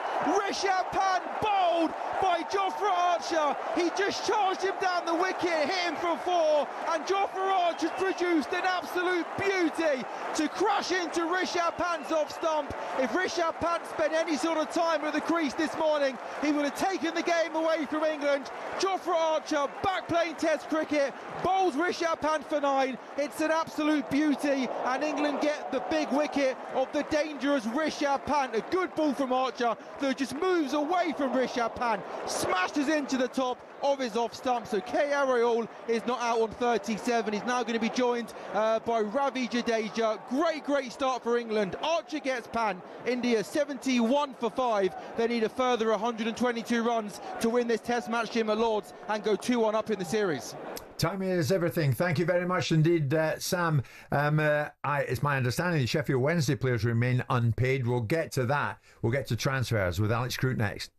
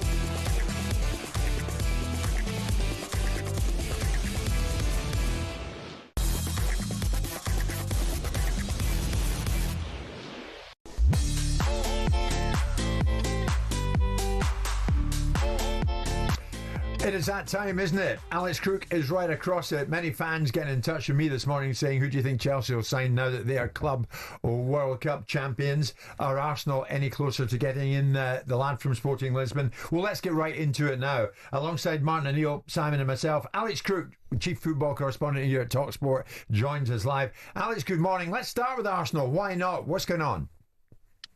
Yeah, good morning. It's certainly been a busy transfer window for Arsenal so far, and I think a busy week ahead as well. We were reporting yesterday that a fee verbally agreed with Sporting for Victor Gyökeres. There has been suggestions in the Portuguese media in recent days that deal was in danger of collapse. It certainly was stalling. I never really bought into that. It struck me as brinkmanship. He's made it pretty clear for several weeks now. We first reported it on talkSPORT in mid-June that he wanted to join Arsenal. Looks like he will get his wish, £63.5 million, the deal. A 5-year contract agreed.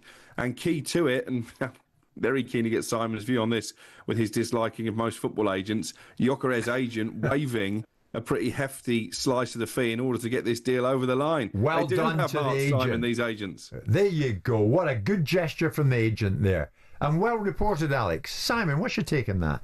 I would suspect that was a stumbling block all along, wouldn't you? I mean, there's obviously some clause in there that the agent gets a big part of the transfer fee and they don't like it. So maybe the player should just pay his agent. Here's a rarity, eh? Maybe get the player to pay the agent that works for you rather than the club paying it. Actually, are you in Simon's camp on that one, Martin? That the players are the ones who should be paying the agents, not the clubs. I've never known why it should be anything else other than that. I really don't. I'm sure that an actor will end up paying his agent for something that he's been given. Yeah. God, I've never understood this. Why a club should end up having to pay for a player or pay the agent. So Alex, what kind of time schedule are we looking at for Gyökeres then coming through the front door? Yeah, I think this one could develop quite quickly now. I know Arsenal have got a pre-season tour in the coming days, and I think ideally they would like their shiny new striker, and this is the first time they've signed an out-and-out number 9 in more than 3 years to be part of that travelling party. So I think it's going to be a busy week as far as Arsenal are concerned. We know that Noni Madueke left the Club World Cup early, missed out on a winner's medal in the final to undergo his medical. That'll be a £52 million transfer. I do wonder if the Arsenal protest might get a bit quieter now amongst their fans that Gyökeres is agreed. And they're also signing Mosquera, a defender from Valencia, fee agreed for around about £18 million there. Obviously, with incomings will come outgoings, the likes of Reece Nelson, Fabio Vieira, Alexander Zinchenko and maybe Jakub Kiwior as well, all open to offers as far as Arsenal are concerned. But they're getting players in the door, and this is the one position that Arsenal fans really were crying out for. They have been for some time. They believe he can be a difference maker. Yeah, we're going to talk separately about the situation that's developed, it would seem, reportedly, between Tottenham and Nottingham Forest regarding Morgan Gibbs-White. It's getting a bit messy, a bit nasty, that one. We'll get to that. Manchester United, goalkeeper crisis. Where are we at with this? Yeah, Andre Onana has picked up a calf injury. He's going to be out for up to 6 weeks, so he's going to miss the bulk of pre-season and the start of the new Premier League season. This is a headache for Manchester United, and one that Ruben Amorim would suggest could do without. I think ideally they would sell Onana and bring in a new number 1 with the likes of Emi Martinez, Diogo Costa over in Portugal on their wanted list. No one's going to buy Onana now. On the back of a 6-week layoff. I'm not sure they were queuing up at the door anyway. So Manchester United have a decision to make. I don't think they have the funds now to bring in a number 1. I think what they'll look to do is bring in a new number 2 to start the Premier League season and compete with Onana when he is back to full fitness. The likes of Carl Rushworth at Brighton, I know is very highly regarded by a lot of Premier League clubs. Brighton trying to tie him to a new deal before letting him go out on loan. Sam Johnson, I think at Wolverhampton Wanderers, is available and would fit into that category as well. But it's a difficult situation that Manchester United have found themselves in. It's been a difficult summer for Ruben Amorim. It started so well with that £62.5 million deal for Mateus Cunha, quickly over the line. They're still in talks with Brentford about Brian Mbeumo. I still think that will happen, but I think Manchester United fans are growing a little bit impatient. Okay, understood. Did you mention Alejandro Garnacho there? I was slightly distracted. No, I didn't. But again, what's going on with him and Saudi? Well, that is another headache for Ruben Amorim, because you've got this infamous five, if you like, all training away from the first team. Marcus Rashford turned up for training at Carrington on his own last week, 10 minutes after Ruben Amorim had left the building. Rashford came in the back exit. Amorim came out the front entrance. That is probably sort of emblematic of their relationship at this moment in time. He wants Barcelona. I think if he goes there, it'll be a loan deal, no more than that. In terms of Garnacho, he's had interest from Saudi Arabia. I don't think he's keen at this stage of his career to move to the Saudi Pro League. Ideally, I think he wants Chelsea, but obviously they've signed Jamie Gittins, they've signed João Pedro. They're going to need to shift players to make that happen. I wonder where Martin O'Neill stands on this when you've got 5 players and 2 or 3 of them, I put Sancho in the mix as well, with big reputations, big wages. It's a problem for the manager, isn't it, when you've got these players, still presumably in conversations with their teammates, maybe still a bit of a toxic influence at the training ground? Yeah. Do you want me to answer that, Alex? Yeah. Yeah, absolutely. Yeah, it is. I think initially when a manager steps into a football club, you want to try and get a sort of a togetherness. And even people who have been, let's say, out of favour with the previous manager, I think you try to bring them back into the fold again and see how it goes. But now, when you have a situation like, for instance, Sancho, Rashford play, and particularly people who are Garnacho having a Rashford shirt on holiday, and then you have Sancho talking about what was it, freedom when players have left the football club. I have to say to you, as a manager, you think, nah, I'm not having this, and so you'll send them off to train somewhere else, and I don't think it's any bad thing, really. I don't, and you're hoping somewhere along the way that some of these players do get moved on. That's otherwise it just remains toxic. What can you tell us about Newcastle before we hit 11:30, Alex? Well, obviously they've signed Anthony Elanga. I think the attention now is very much towards a new number 9, not to replace Alexander Isak before Newcastle fans hit the panic button. They very much want to keep him, and I think it's going to be difficult for any club to prize him away this summer. They want big money, and I just don't see where that bid will come from. Ugo Ekitike, very highly rated player over in Frankfurt. I think they're looking for about 90 million euros for that transfer to happen, so it would be a big statement signing for Newcastle United. They've obviously let Callum Wilson go. He turned down a new pay-as-you-play contract. What we know about Alexander Isak, for all his qualities, is that he does pick up injuries along the way, so I think they do want a ready-made replacement. Alex, thank you very much indeed. Simon, you were saying there, as only you can say, players, should pay their agents. It should be the players that pay them and not the clubs. Mm-hmm. And Martin, quite rightly, was saying, well, actors do exactly the same. The wonderful actor, Stephen Graham, is listening. Morning to you, Stephen. Martin's absolutely right. Why should footy players be any different? The agent works for the player, not the club. And Stephen, of course, who's been in the news with that phenomenal series Adolescence recently. Simon's spot on. He's a top fella, says Stephen Graham. Absolutely no nonsense about this.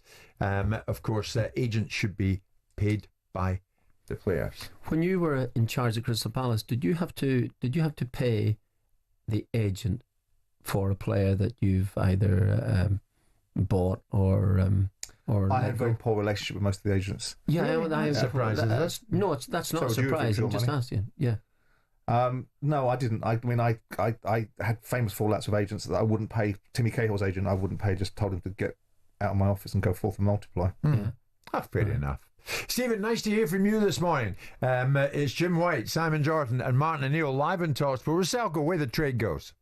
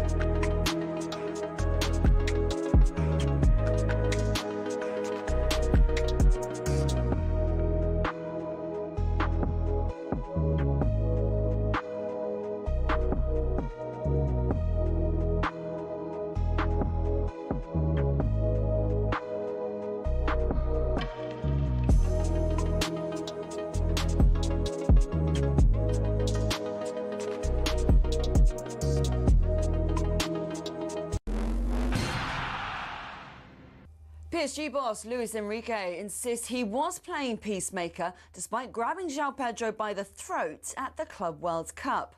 Chelsea beat the Champions League winners 3-0 thanks to first-half goals from Cole Palmer and Pedro.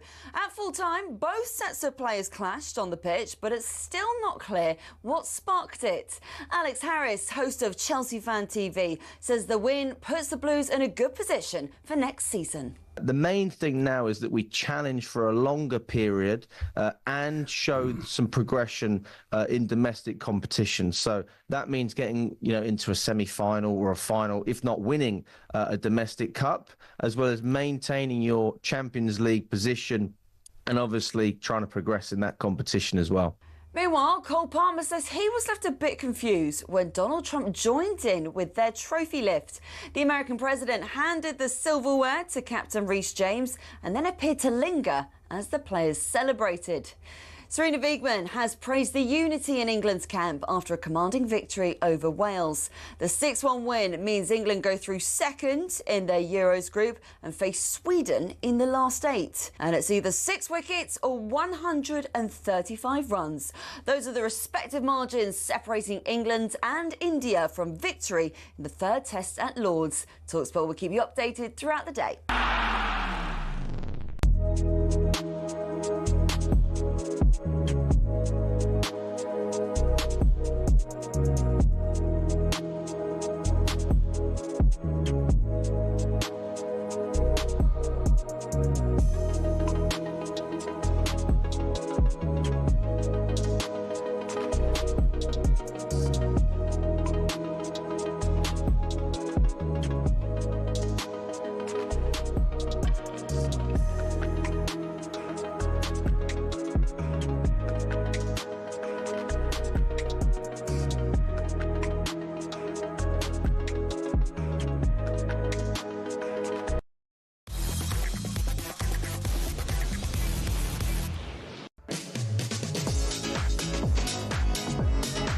Past 11 this Monday morning, Monday, July the 14th. Seemingly a key moment in the world of cricket. Let's head back to Lord's. Here's Sam.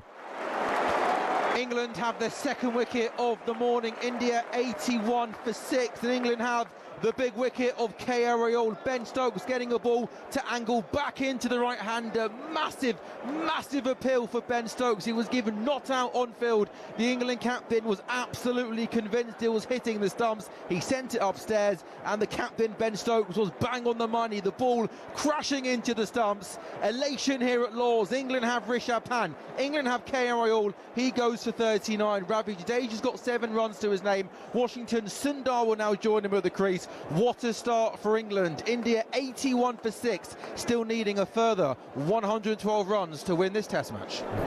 Sam, thank you very much indeed. It's time for this. It's showtime on talkSPORT with BetMGM. Get ready for the golden era of sports betting. Visit betmgm.co.uk or download the app. 18+gambleaware.org. Matt Gibson joins us from BetMGM. Matt, good morning to you. May as well kick off with the Club World Cup and Chelsea's win. What are you thinking this morning, mate? Yeah, morning, fellas. Spoke to a Chelsea fan this morning. He was very quick to tell me how Chelsea are now officially the best team in the world as they get past PSG last night. All joking aside, I watched the game. I thought Chelsea were brilliant. 97 million quid in the back pocket will make it all sweeter as well. They were 11-1 to win the whole thing pre-tournament. PSG were favourites at 4s, but I think everyone had PSG coming out on top. But it was good to see the English side providing an upset. Just how that has affected their odds for the Premier League, gents. On June the 17th, which I think roundabout was when the Club World Cup started, Chelsea were 18-1 to win the Prem. They were 12-1 before the final. They're 9-1 now after 90 minutes. Last night, they're 4-1 for the top 2, just over even money for the top 4.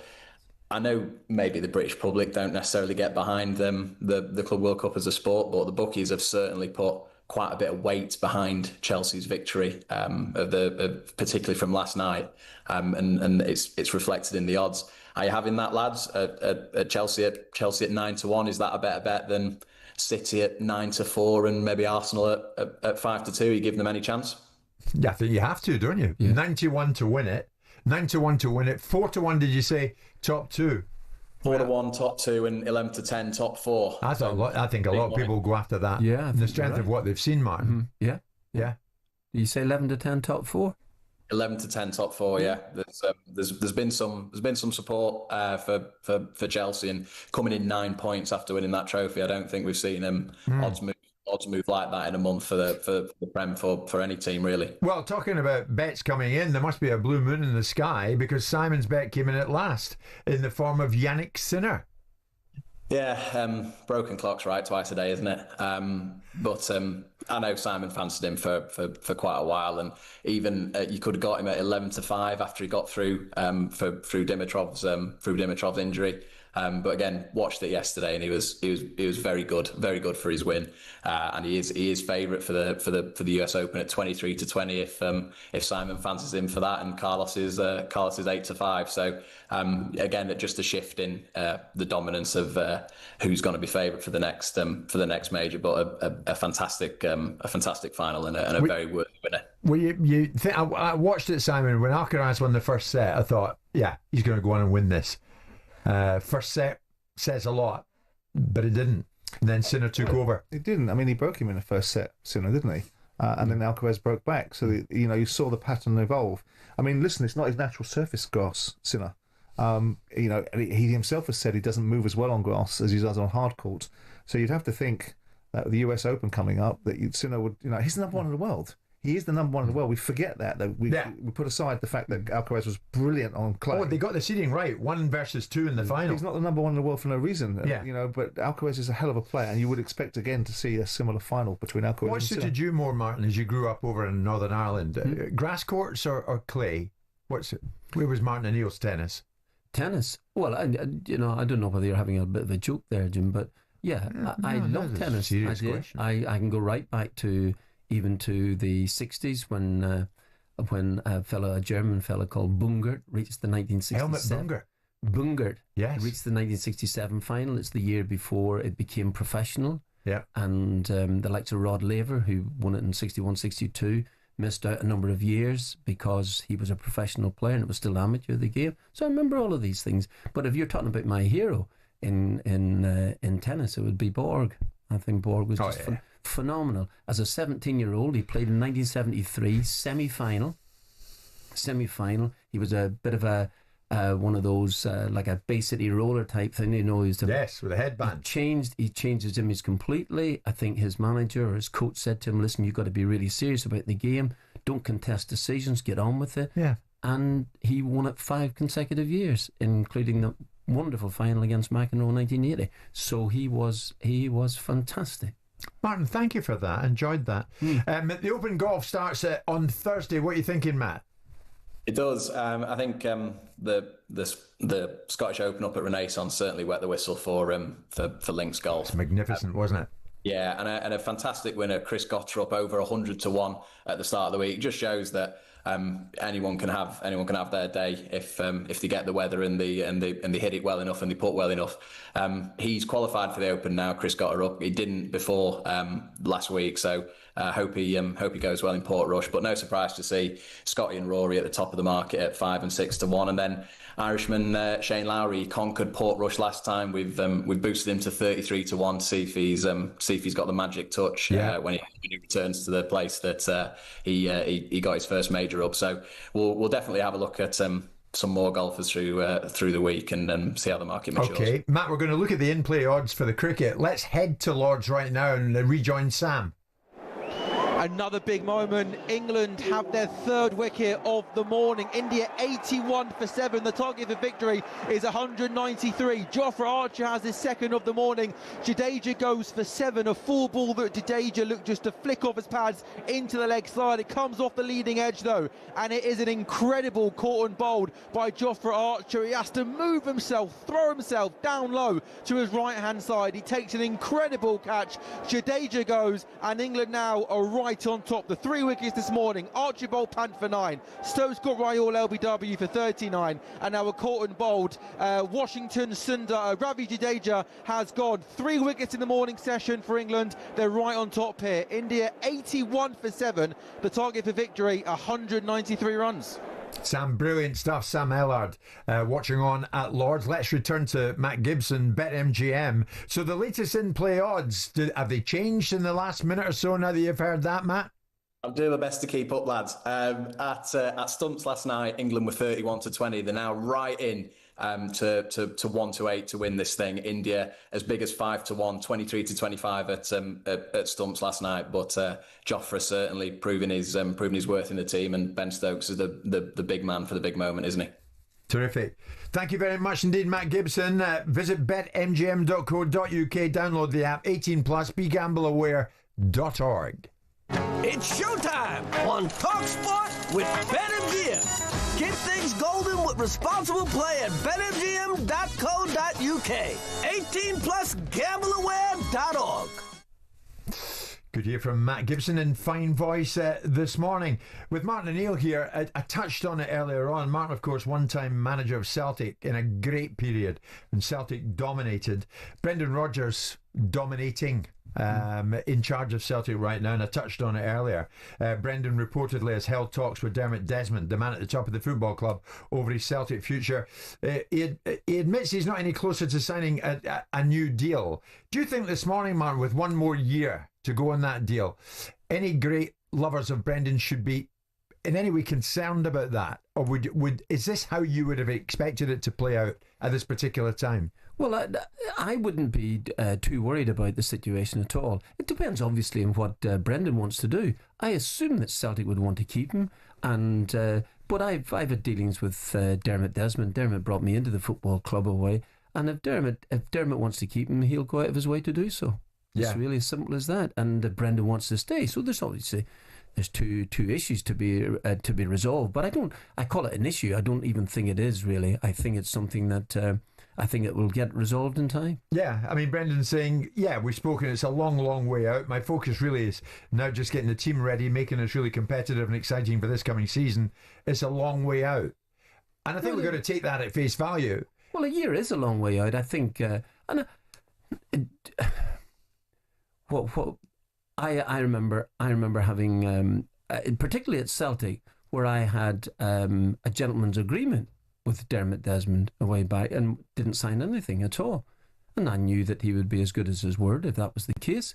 And again, what Brendan will want to do, if he is thinking about, we've had a conversation but we're no closer to it. I don't know how it was said, so I can't pick up the nuances the tone of that, it. Yeah. The tone of that. Yeah. There. But at the end of it all, if Dermot wants to keep him at the football club, which I'm sure he probably want to do, and most importantly, Brendan wants to stay there, then it'll definitely get resolved. I mean, Brendan left before Simon when he went elsewhere, and the elsewhere was Leicester. I mean, you can dominate in Scotland, and he's been doing that, Martin. Of course he's been doing that. There might come a time that Brendan again wants to use Celtic as a stepping stone. Well, your words, not mine. Well, then why would you leave Celtic to go to Leicester? Might he consider another opportunity should it come along that he would think that's a challenge? I've enjoyed my time again at Celtic, but that's a challenge. Well, I assume that they must have covered all this off when he came back. I mean, I'm assuming that conversation would have been had.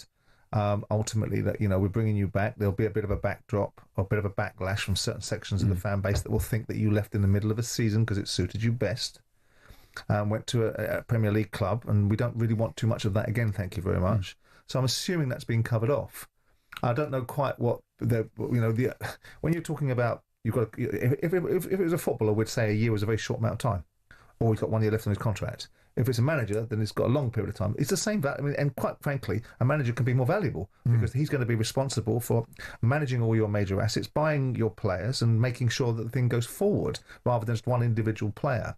So I think it's important to try and get it squared away. I don't know what the particular issue can be. I assume it must be money.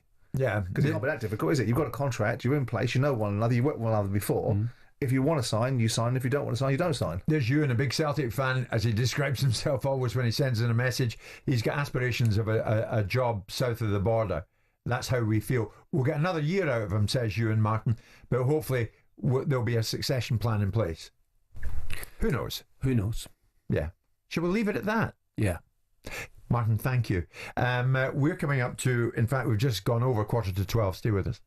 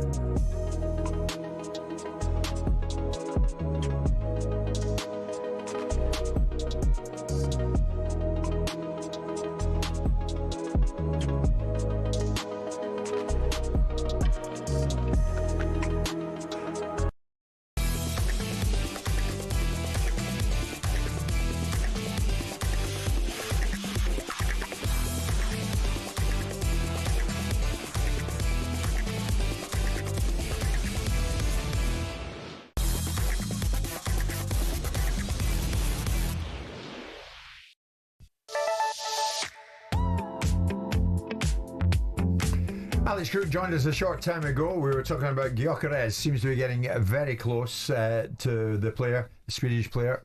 Of course, over at Sporting Lisbon, set to join Arsenal. That and a whole bunch of other things on the go at this time. And of course, over the weekend, it became clear that Morgan Gibbs-White of Nottingham Forest looks destined to join Thomas Frank at Nottingham Forest. It appeared that a certain amount of money, said to be around 60 million quid, had been triggered in his contract, and that meant that Morgan Gibbs-White could well be on his way sooner than later to Tottenham from Nottingham Forest. The same Nottingham Forest today said to be consulting lawyers about possible legal action because they believe they haven't granted Spurs permission to speak with Gibbs-White, and also feel there has been a breach in confidentiality regarding the release clause in the England midfielder's contract. So this might get a bit more messy before it calms down a bit, Simon. What we do know at this stage is, as of right now, Morgan Gibbs-White is training at Nottingham Forest and getting on with life as normal. Wanting to leave to go to Spurs. And And Nottingham Forest have popped that out on their social media account. What do you detect here? How could there be a breach in confidentiality here, which might have pushed Mr. Marinakis to act upon it? It depends who he's alleging the breach towards. I don't know who the agent is in this mix. I don't know whether the agent has been engaged by Spurs. So if the player's agent has been engaged by Spurs, because the people that will know about this contract are Nottingham Forest, the agent that negotiated the deal in the first place, and the player. Right.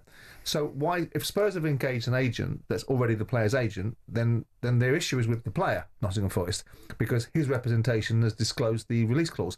So is it the order of events? Would it be this way? I wonder. Tottenham phone up Nottingham Forest. We want to buy Morgan Gibbs-White. No, we're not interested in selling. End of conversation. Now, there on afterwards, what happens to a release clause? What's the purpose of a release clause if no one knows about it? So a release clause is designed not to be kept a secret by a football club. It's designed to protect that football club's interests. Right. And also, in some instances, like Erling Haaland, to manufacture an outcome that best suits the player, because you shouldn't be able to buy Erling Haaland for 55 million quid in today's marketplace, should you? It was created by the agent to facilitate a move and probably some more money for the agent out of it. But the reality of the circumstances is, who are you going to sue and for what? Marinakis throws these things around, wild abandon. Whether it's a conspiracy theory against the club because he hired Mark Klassenberg to help him with the refereeing fraternity, which helped nobody, or whether it's with XYZ challenges that he has by going on a football field and feeling the necessity to make a demonstrative gesture towards a player or a manager. So I'm trying to second guess this. And we've been over the course with this kind of thing before, Martin. I remember getting in touch with somebody at Aston Villa. But they all do it. To confirm that the £100 million release clause for Jack Grealish had been activated, had been triggered, and that Grealish would now be out of Aston Villa and heading to Manchester City. And at the time, I was told by people at Aston Villa, no, calm down on that. Don't rush it. It's either triggered or it's not. Well, and in this instance, one would think it depends on the £60 million release clause for Morgan Gibbs-White has been triggered. Well, hang on. First of all, it depends on the construct of the agreement. Each agreement is unique, so it may not be that it ultimately true. It doesn't give you a God-given right just to do precisely what you want. We understand there's a release clause in a player's contract. We don't understand the caveats of it. We understand there's a release clause, so now we get permission to talk to the player about having a conversation with you. That's not how it works. You still have to have a degree of consultation and agreement with the selling football club. I'm sure it's all about you either trigger it or you don't. Or it depends upon the conditions with of the it. magic sum that they want. Depends upon the conditions of it. It might have a caveat which says that the club can still withhold their permission and not unreasonably withhold it, which is like you get in law, in terms of your consent can't be withheld unreasonably. I was going to ask you this: is this release clause legally binding document? Is it attached to? It's part of a contract which is legally binding. So ultimately, is this player's wages legally binding? Yeah, of course they are. Well, so the contractual agreement is by the same inference. If you wanted to enforce it through court, you'd enforce it. Right. So where Marinakis is going with this is he doesn't like the order of events. And maybe there hasn't been any courtesy, and maybe the agent's been busy, but his guns would appear. Spurs have had form on this. I had Daniel do it to me with Wayne Routledge. In terms of speaking to my player before I'd even given him permission to do so, making offers for me on transfer deadline day, and then me saying to him, there's no possible way, Daniel, that you can even get it done today because the player hasn't even had medical. Oh, don't worry about it, he's around the corner. Oh, he is he? Now he's not going. Definitely. Forget it. Now he's definitely not going. And Daniel's your mate. Well, all's fair in love and war. Taking moral high ground in football. Whatever next. Yeah. Whatever next. I wonder, does the same thing apply to managers as well too? Because I sat in my office just after being bombed out by Marinakis, and 24 minutes later they've announced the new manager. So I wonder, in that 24 minutes, was the conversation taking place with Lemucci, who might have been in China at the time? I never know. Anyway, did you detect an alleged breach of confidentiality there, Mark? That's exactly the point. I'm talking about taking moral high ground in football. It's non-existent. There's no such thing. But he can't. First of all, if you go to court on a point of law, you win. If you go to a court on a point of principle, it's very expensive, right? So if he's got the validity in the contract that ultimately it requires Nottingham Forest to give you consent, but to accept the fact that they won't be. First of all, tapping up in football is a universal practiced by everyone. What did you do it? They all do it. You did it. Well, I spoke to Neil Warnock when he was a manager at Sheffield United. Yes. They do it. They all do it. Everyone does it. I can name you most Premier League managers that have been in situations where they've spoken to a player that's registered at another football club and they haven't been given permission to do it. And did you get a phone call from Sheffield United? Because quite frankly, why the hell would you want to go to a football club like getting a manager? If I want Martin O'Neill to be my manager and he's managing Nottingham Forest, there's no point me phoning up the football club saying, can I have permission to talk to Martin O'Neill if he don't want to come to me? I might as well ask him first and go, do you want to come here out of interest? Yeah, fine, then I'll ask for permission. So effectively, I've tapped him up because I've asked him first. Right. It's a ridiculous rule. If you work for Barclays Bank and Lloyds Bank want you to come and work for you, are you tapped up then if you go for an interview with Lloyds? So where's your complaint about Rowledge? I didn't have a complaint about it. I didn't like the practice of my player's attitude and outlook because I'd looked after him since he was 12 years of age. And I thought a bit more loyalty from him and his family might have been more befitting. But you'd only done to you what you do to others. But by the same token, I also wasn't nickel and diming the way Daniel was putting it up by 50 grand every 10 minutes. Yeah. Martin, on the Forest front, we know obviously that Elanga has ended up at Newcastle United. If Gibbs White ends up at Tottenham, what are you thinking about Forest? Because these are two key players. Well, I can understand Forest's position, believe it or not, because you would want to keep Gibbs White. Elanga's gone there to Newcastle United, and I thought he was excellent last season. He's probably the quickest player in the league, and Gibbs White has been powerful since he arrived from Wolverhampton. So it's that to lose those two players, if that's the case, they are going to be very difficult to replace. No question about it. And Forest were terrific last season. I know they dropped off towards the end, but what a season that they've had. Yeah. And therefore, as a consequence, to lose those players going into European football doesn't help greatly. Forget about they're dropping into the Conference League, so I'm not too worried about that. But getting back again, getting to the same stride as they did last season is going to be difficult. Fascinating to see if Forest had been approached by Spurs and said, get lost. We're not talking to you about Gibbs White. None of your business. Go ahead. What Gibbs White would have done then? Yeah. Because he'd have had to come in and put a transfer request in. Yeah. Incidentally, was that a text message from Sheffield United you got there? Just about you tapping up Neil Warnock. It's Jim White, Simon Jordan and Martin O'Neill. And we're live in talkSPORT this Monday lunchtime, courtesy of Selco, where the trade goes.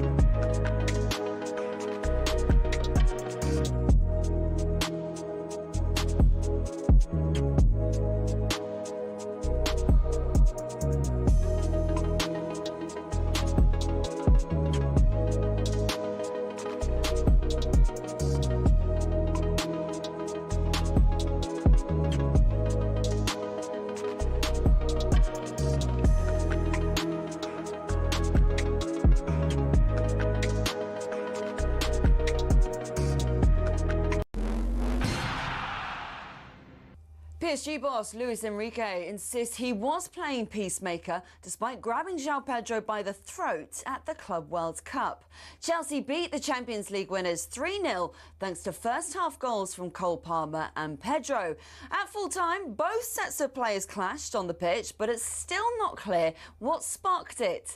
Alex Harris, host of Chelsea Fan TV, says the win puts the Blues in a good position for next season. The main thing now is that we challenge for a longer period and show some progression in domestic competition. So that means getting, into a semi-final or a final, if not winning a domestic cup, as well as maintaining your Champions League position and obviously trying to progress in that competition as well.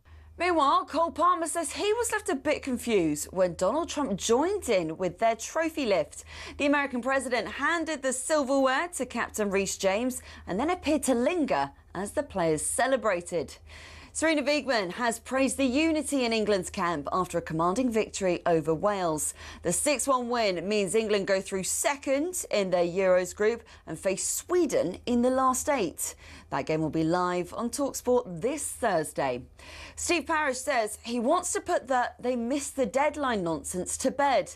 The Palace owners insisted the club would have missed Europe totally had he and other members of the ownership group placed their shares in a blind trust. They're set to appeal a decision to remove them from the Europa League. Yannick Sinner has become the first Italian to win a Wimbledon singles title as Carlos Alcaraz missed out on a three-peat. Former British tennis player Barry Cowan reckons the world #1 is truly changing the game. If you think of the great grass court champions in Sampras and Federer and how well they moved, Sinner now he's sliding. He's moving on a grass court like he moves on a clay court. And it's either 6 wickets or 135 runs. Those are the respective margins separating England and India from victory in the third test at Lord's. talkSPORT will keep you updated throughout the day.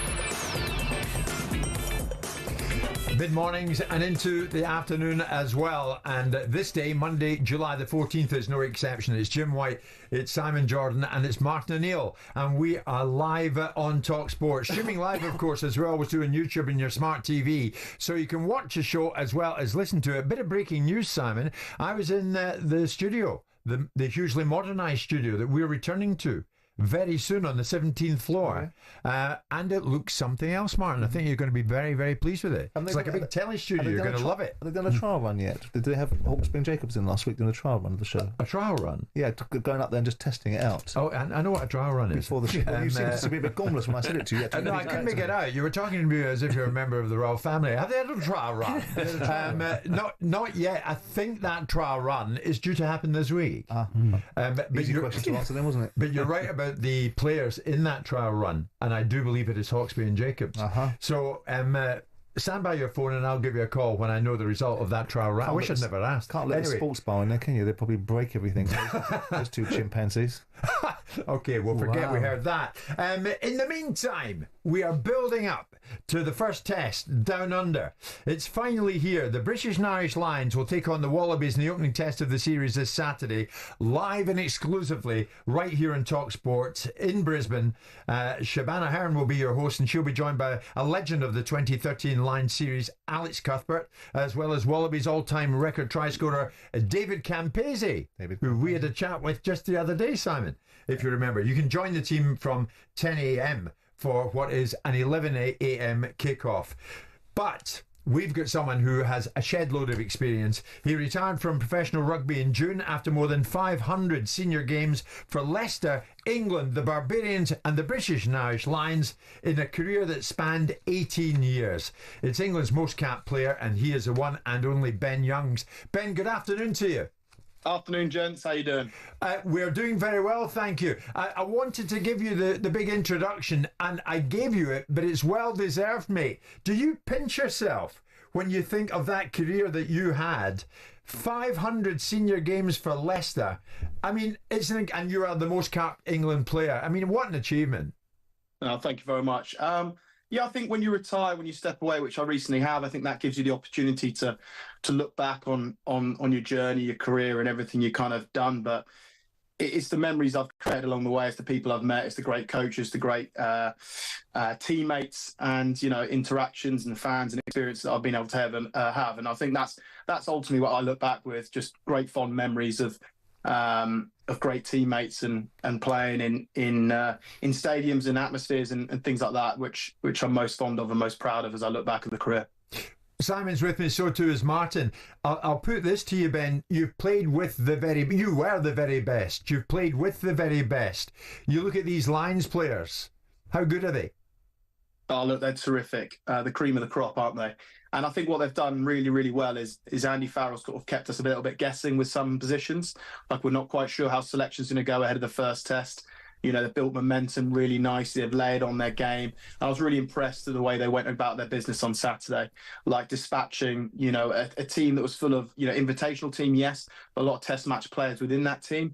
And I thought the Lions were really terrific. And I thought what they were able to do is, in a game like that, sometimes it's easy to get a little bit loose, get a bit carried away, not maybe do the hard stuff. But they were really disciplined in the way they went about it. And it sets it up brilliantly for the first test, of course, on Saturday. So much hype around the Lions, and rightly so. What a magnificent thing that rugby has. 4 years, every 4 years, the home nations come together and embark on these great tours, and it's finally nearly here. Someone I spent some time with about a year ago was Ellis Genge, who I found quite an interesting character. You'd have played with him at Leicester. How do you think he'll go on this tour? Yeah, Simon, I think great guy. What a great guy. His route to rugby was different. I think he does a brilliant job in terms of trying to get young people into rugby that maybe don't really know much about rugby, that maybe have been, maybe football heavy or just not really aware of it. And I think if you actually look at his journey, if anyone look it up, it's a terrific story, the way that he's gone about it. And I mean, what a role model. I think he's playing his best rugby at the moment. I think he's in pole position to start a loose head with Andrew Porter coming off to impact the back end of the game. He's a real wrecking ball carrier, and he plays a lot of aggression and abrasiveness. But post the game, he's one of the greatest blokes to be around. Brilliant company, great fun. But when he's on it and he's on the pitch, he's all or nothing. And terrific character. Ben, if he's going to throw in Ellis Genge, I have to throw in, from a Scottish point of view, Duhan van der Merwe, of course, with a very Scottish name. But he scored a hat-trick, 2 of the 3 in the opening half at the weekend, but this guy's a standout, isn't he? Yeah, look, I mean, Scotland have got a real luxury of backs. Hugh Jones is in great form. You obviously got Gary Ringrose of Ireland there. So there's a bit of a debate whether Ringrose will be fit, but Hugh Jones is almost a perfect guy who's found form perfectly. Dewey van der Merwe got a hat-trick at the weekend, as you rightly say. Yeah. Very different to the other wingers, really strong, abrasive and powerful. You look at the other wingers, they're a little bit more, what would I say, sort of agile, as I'd say, sort of those sort of wingers and a bit more distribution. So it depends which way Andy Farrell wants to go, to be honest with you. And I think ultimately, though, I mean, whatever backline you put outside the great Finn Russell, like, they're going to be quite all right. You've got an amazing 10 there, obviously been terrific for Scotland, and him and Gibson Park have already formed a magnificent partnership at 9 and 10. And I think, the Lions have a luxury of who they play outside those guys, because they'll create opportunities for them. All the nations have got a part to play in this. You got a bunch of good Irish players in there as well, Martin. Who amongst the Irish catches your eye then, Ben? Yeah, look, I think Dan Sheehan, who plays hooker, number 2, he's terrific. I mean, he's as quick as any back, and expect him to pop up and start. He'll definitely be in the wide channels, causing some problems with ball in hand, and you don't always expect that from your forwards. The Irish second row, Joe McCarthy, again, another guy in it. It's about, when you got a tour like this, it's can you find form at the end of a long season, all the hype around it, can you find your best in a short window? And some of these guys have, and Joe McCarthy is certainly one of those guys. And then you look at the back row, that the big debate for me is, who is going to be picked. You've obviously got Curry, you've got Van der Fleer, you've got Pollock, you've got Ben Earl, you've got Conan. Ollie Chesham played terrifically at 6, but traditionally he's a second row. And I'm sure I'll probably miss some names out, because it is that well, stacked. You've got 12 variations in that department, have you not, Ben? 12 different variations. Who do you think Farrell will go for? Look, it's a great headache for him.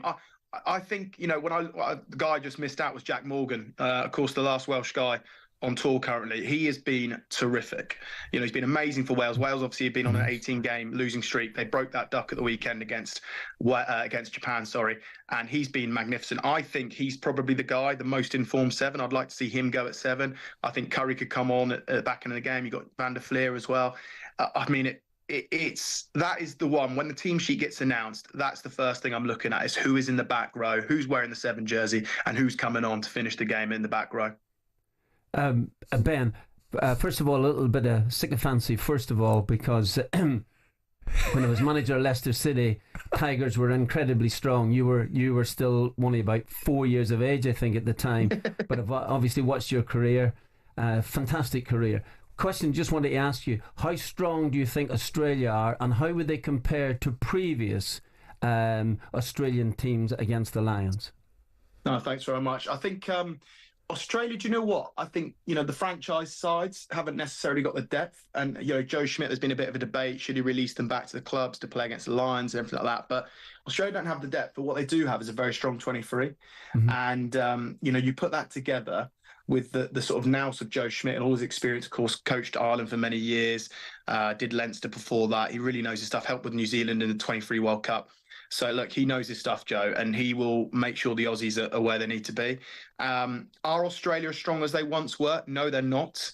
But I tell you what, when it comes around once every 12 years from an Australian perspective, that occasion is going to bring out the best in you. So, when you've got guys like Angus Bell, one of the best loose heads in the world, you've got Will Skelton, who is the single biggest man I've ever seen human. You can't miss him if you're first time watching rugby. Just look for the biggest guy on the pitch. That is Will Skelton. And, of course, they've got Joseph Suaalii. Now, rugby league sort of dominates out there, as does AFL and these other sports, cricket. It's not as big in Australia, but Joseph Suaalii came over to rugby union just before the autumn. That's a huge sort of win for rugby union out in Australia. And this guy is box office. And, there's a guy right there that is worth watching alone, because he can produce things and what a great athlete, but actually produce brilliant aerial skills, footwork and speed. So, look, they do have the players and the calibre to push the Lions and beat the Lions. I'd love to see the Lions go 1 up this weekend.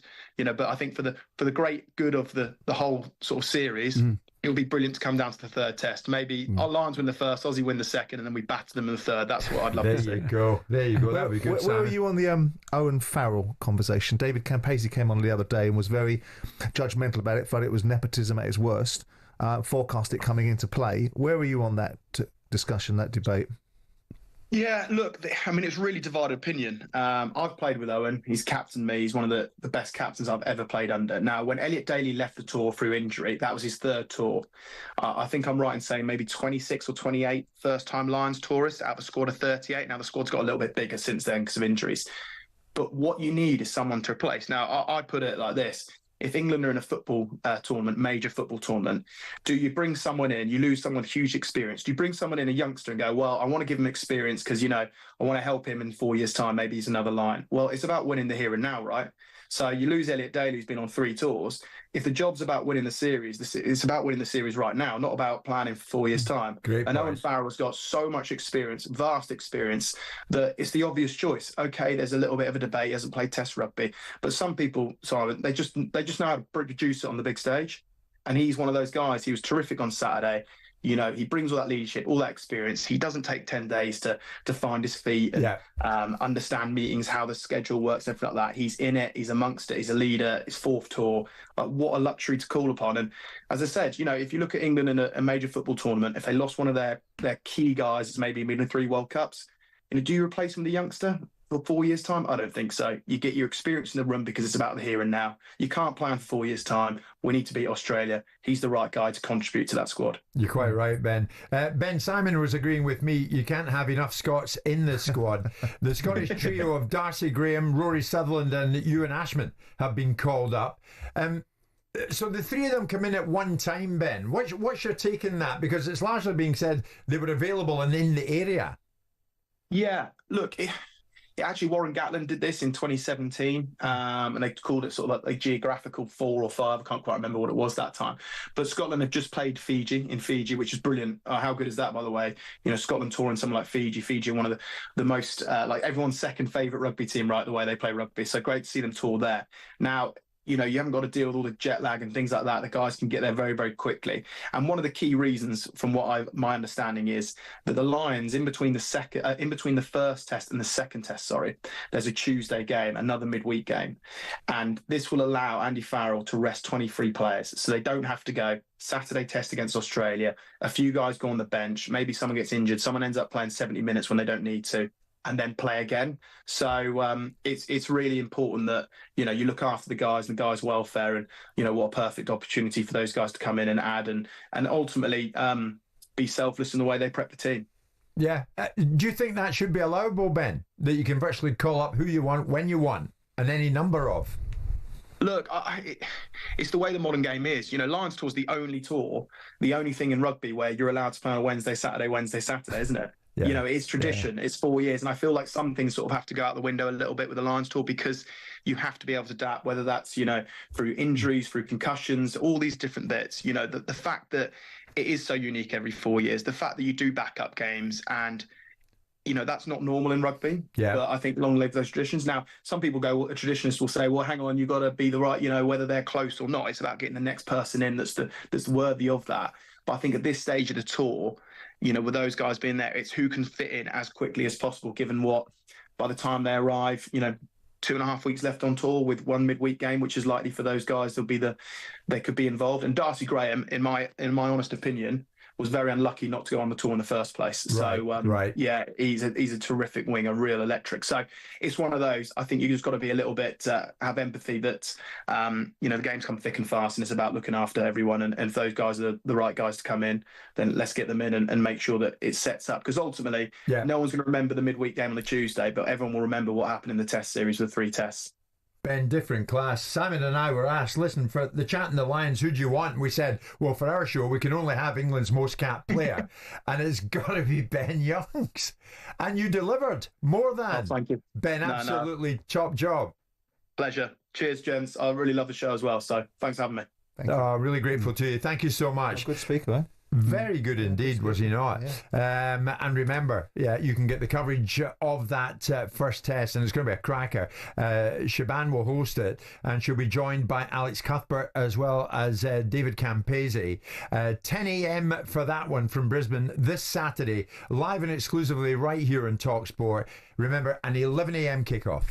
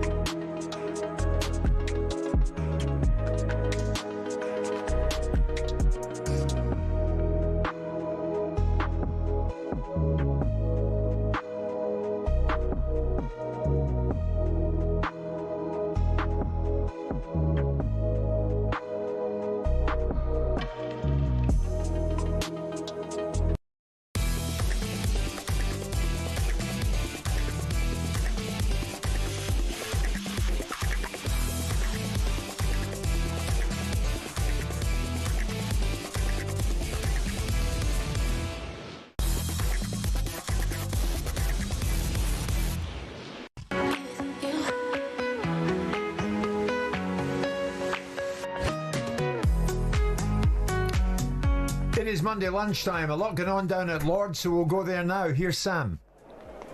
India 100 for 7, needing 93 more runs to win this test match to Lords. England fantastic in the first hour, picking up 3 wickets. Archibald Pant with an absolute beauty for 9. Stokes trapped KR LBW for 39. Then Jofra Archer got Washington Sundar for a duck with a brilliant caught and bowl. Jadeja is 14 not out. Nitish Reddy unbeaten on 5. This partnership worth 18 runs. Stokes and Archer were fantastic in the first hour, but perhaps over the last 15-20 minutes India have stopped the momentum. Bryden Cars into the attack. He was brilliant last night for England to get them right into this game.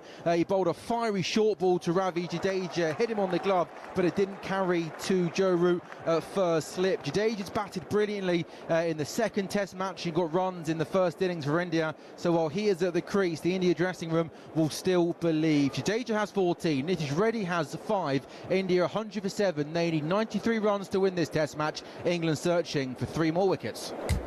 Sam, thank you very much indeed. While Alex Crook is busy behind the scenes working out which player is going to go where, and there are plenty of movers and shakers today, I can assure you of that.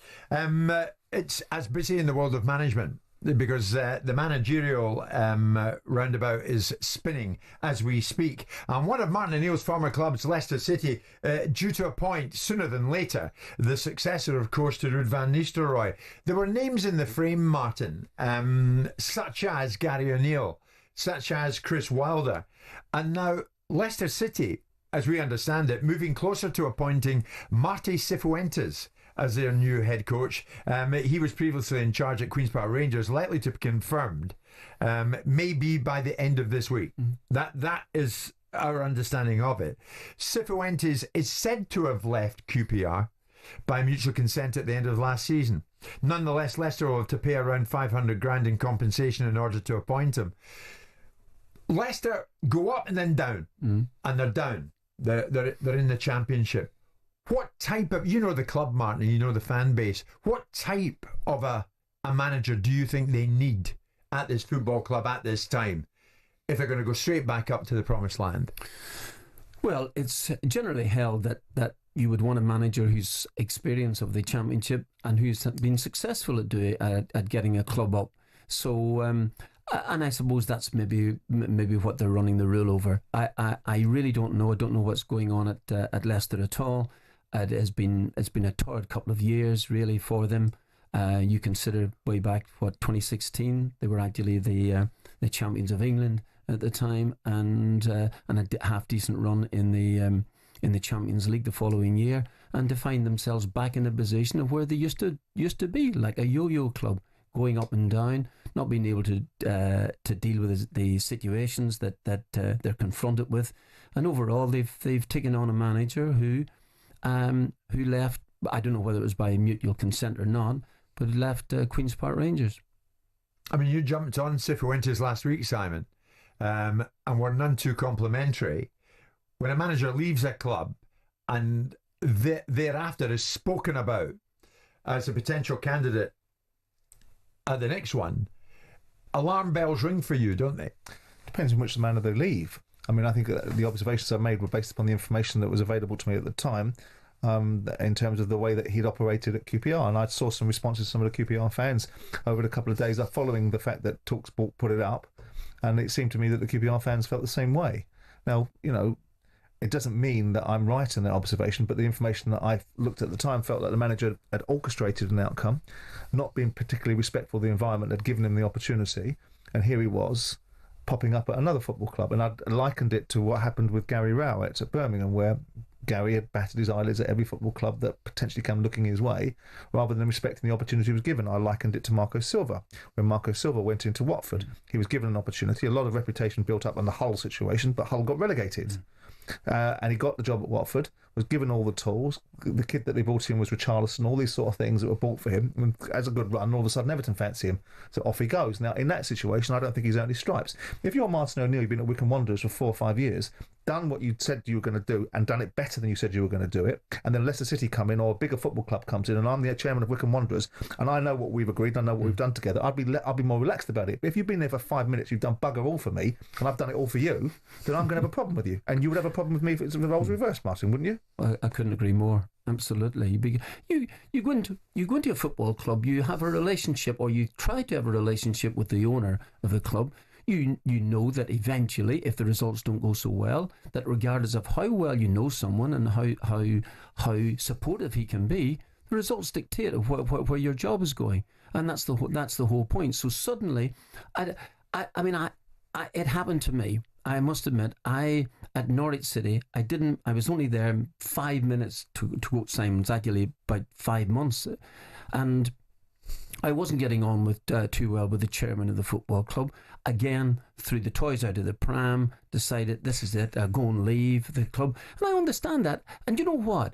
For the next couple of months at Leicester City, regardless of the results being pretty poor and not being able to win a game to save my life, I think it had a lot to do with, mindset. I'm not happy about leaving a football club that I actually had played for and done well for some years before that. So I get Simon's point entirely in this here. You show a bit of trust in a manager. You want him to stay around. You want him to improve your football club, or you want him to do the things that you're hoping the two of you together set out to do. And if that is broken within 5 minutes, then of course. There's no better example than the unsightly circumstances surrounding myself with Steve Bruce. And if you ask Steve Bruce now, and he's done it regularly in the media, he will sit back and say the manner in which I left to go to Birmingham was wrong. I let you down. And he said it himself repeatedly. At the time, he felt the opportunity because he played for Birmingham. Sullivan was probably weighing him in. And ultimately, allegedly, it became a very unsightly situation, which is why Steve got put on gardening leave, because I wasn't having it. Because I think if I don't do what I say I'm going to do, then these guys have every right to say, well, hang on, that's not what we agreed. If I do precisely what I say I'm going to do, I give you an opportunity and you do the success that I brought you in to do, and then all of a sudden you think you fancy it somewhere else. Of course I'm going to be upset with it. It's about how I manifest that upsetness and how upset I'm going to be. That's a good word. Upset. How you manifest? Yeah. Yes. How you show that? You know what I mean? Yeah, of course. I'm upset, but to what degree of upsettery? I'm not prepared to show you at this. Upset is still a 9. Upset is still a 9. So you're okay. We're all upset. Not really. We're having a blast. It's Jim White, the upset Simon Jordan, and Martin O'Neill. Live in talkSPORT with Selco, where the trade goes. When we come back, that fight this weekend, Darren Barker's going to join us.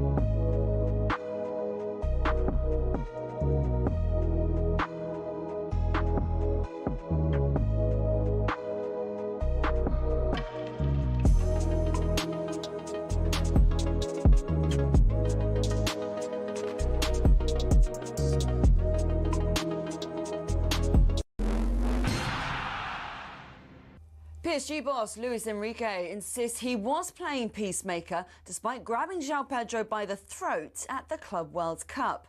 Chelsea beat the Champions League winners 3-0 thanks to first-half goals from Cole Palmer and Pedro. At full-time, both sets of players clashed on the pitch, but it's still not clear what sparked it.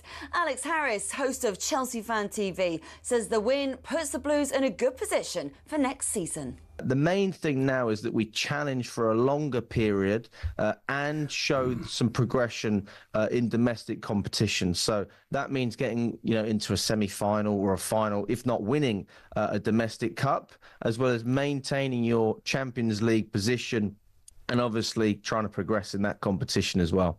Meanwhile, Cole Palmer says he was left a bit confused when Donald Trump joined in with their trophy lift.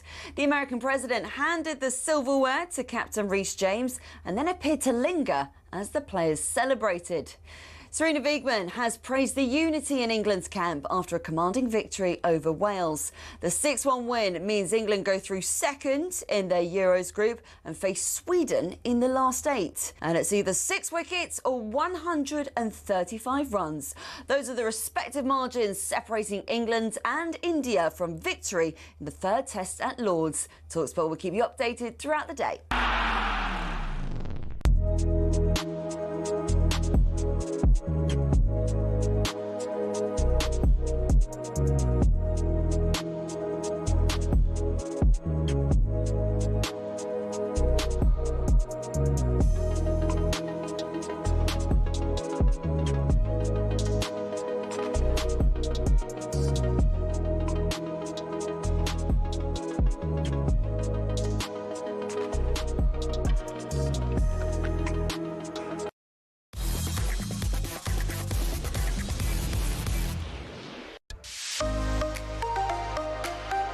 It is fast approaching. This Saturday, the undisputed heavyweight title is on the line as Alexander Usyk takes on Daniel Dubois. Let's take a look at the fight with DAZN. Big fight preview on talkSPORT with DAZN. Watch Usyk versus Dubois on the 19th of July. Live only on DAZN. Buy now at dazn.com/boxing. Simon and Martin are with me. I'm not entirely sure how this works. One moment, Chelsea fan Darren Barker, former IBF middleweight champion of the world, is over at MetLife Stadium watching Chelsea become Club World Cup champions. He must have jumped in a flight, came back overnight and is in London this lunchtime. Let's clear it up now. Darren Barker, where are you? Good afternoon. Hello, lads. I'm in the Langham Hotel. The wonders of aviation, eh? So you hot-footed it straight back, did you? How was the experience for you? Incredible. It's an incredible week. Don't rule out a Chelsea underdog team. That's all I can say. 2012 in Munich, I was there, my 30th birthday party. 2021 against City, underdogs. And again yesterday, it was a great atmosphere. Very, very hot. I must have lost about half a stone. I'm not far off the middleweight limit now. And is Darren Barker putting any of his hard-earned money on Chelsea to win the Premier League title this season? I'm not a betting man, but I'd put a score on it. Okay, what is the score? 20 quid. 20 quid. That's fine. 20 okay. quid. Keep it at a score then, Darren. Listen, we're looking forward to this weekend immensely. Before we get into it, and it's going to be the talk all week, isn't it? Who's going to come out on top? Will it be Usyk? Will it be Dubois? Everybody is talking about it, Darren, and it's going to build and build. The much anticipated heavyweight rematch is now just days away. Winner and the undisputed heavyweight champion of the world. The first unified heavyweight champion from Britain in a century. Lennox Lewis. The Americans didn't want me to take it over to Britain, but I actually persevered and succeeded. I'm in my prime of my career now, so it's now or never. Down goes Joshua. Dubois hits him with a tremendous right-hand counter. Slayed one king back in September. Dynamite Daniel Dubois has detonated at Wembley Stadium. He's about to slay another king on the 19th of July. Bombs away. Are you going to knock him out? Bombs away, mate. You dropped that from Dubois. He's put Joshua down. we win it, we have all the 4 belts, and great history. You know what they say? We'll see. We'll see. Heavyweight brilliance, heavyweight occasion, and heavyweight radio. How about that? It sure is. Every aspect of it. Darren Simon's going to no doubt come in this big time, but many are looking upon this as it's Daniel Dubois' time. Are they right? Is this one too many for Usyk? Oh, look, that's the big question now. I think, look, we all know that Father Time waits for no man, and now 38 with 24 rounds under his belt against Fury, they're going to take something out of you. But he's a master. He knows how to train correctly as a 38-year-old. But he's in with a different animal, a different beast, a rejuvenated Daniel Dubois that's bounced back. I think that one of the hardest fights you would assume on paper, as far as a comeback fight's concerned, for someone like Dubois after suffering that defeat against Usyk the first time, was against Jarrell Miller, someone who puts you under pressure from start to finish. Whether you think he's a world beater or not is another question, but he still is a physical presence and makes you work. So if there was ever any quit remaining in Dubois, we would have found out that night. And then to go and beat Hrgovic, who was a big favourite in that fight, he must have landed about 20 plus right hands on the chin of Dubois. He had opportunities to quit again there. Then destroys Anthony Joshua at Wembley Stadium. He is a man on a mission, has found some serious form, carries a lot of power, seems in a very, very good place. But can Usyk be beaten? That's the big question for me. Can anyone? Is there anyone out there that can beat Usyk? Darren, I mean, you know this better than anybody. Fighting's all about levels. And it's one thing beating Hrgovic, who comes with a reputation, but we've seen Hrgovic struggle. We saw him struggle against Zhili Zhang. We saw him make a bit of a meal out of Dempsey McKean that Moses Atoma blew out instantaneously. And obviously dealing with Anthony Joshua the way that he did. But Usyk is the conqueror of Joshua, the conqueror of Fury. This is a different level. When it gets into the fight and Usyk starts posing the same problems that he posed to him in the first fight, is it a case of Daniel's got to get him out and get him out early, or the longer this fight goes on, the more problematic it becomes for Daniel? Yeah, look, I think those fights certainly were to win, of course, but to regain confidence for Dubois, and he's done that, and he's beaten them. But yeah, like you said, it's a different kettle of fish now fighting Usyk, who is a master. One thing we've seen with Dubois, and I'll pick out that fight again against Miller, is he does carry power late. So there's no ruling Dubois out in the later stages of this fight. But I do believe it's a case of not so much throwing the kitchen sink at Usyk, but being very positive in what he does. I think he's got to be dominant on the front foot. I think he's got to be very good with his feet. I'll always say this, that the footwork of Daniel Dubois is very underrated. He's very well balanced, very rarely falls over the front foot.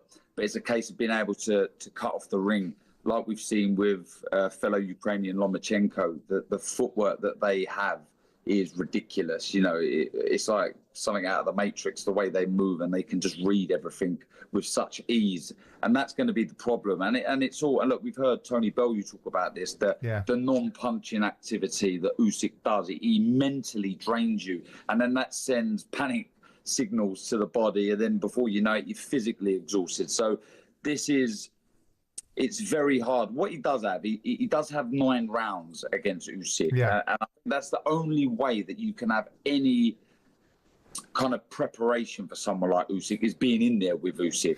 Let me repackage the question, Dan. I mean, I've discussed this many times with Spence. I've discussed it with various other fighters, various people about this fight coming up. Do you think this is a fair assessment? In order for Daniel Dubois to win this fight, Usyk's got to be 2 or 3% off where he was against Fury, and Daniel's got to have his best night. Yeah, I think that's fair. I do think that's fair. Unless, however, Dubois was to land a big one, a heavy shot. You know, if he was to chin Usyk, which, look, I don't care who you are, anyone can get knocked out. Anyone can get knocked out. If you're caught cleanly on the chin, you can go. So Dubois obviously carries lots of power with both hands. He has an opportunity to knock Usyk out. But I would say what you've said there is fair. Although form is very good for Dubois, it's extremely good for Usyk. 2 wins over Fury is incredible.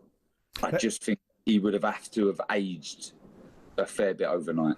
We know this time around, Darren, that Usyk's longtime manager and friend Alex Krasiuk will not be with him. There's a large amount of speculation that after this, on Saturday night at Wembley, Usyk might retire. There was also speculation that Usyk might have retired by now.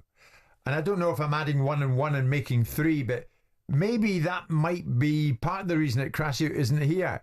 Maybe does Usyk have anything more to have to demonstrate that he has been the best of the best? Is this one too many, in other words? Has he not shown that no one's been near him? He's beaten them all. Everyone who stood in front of him, he's got rid of them.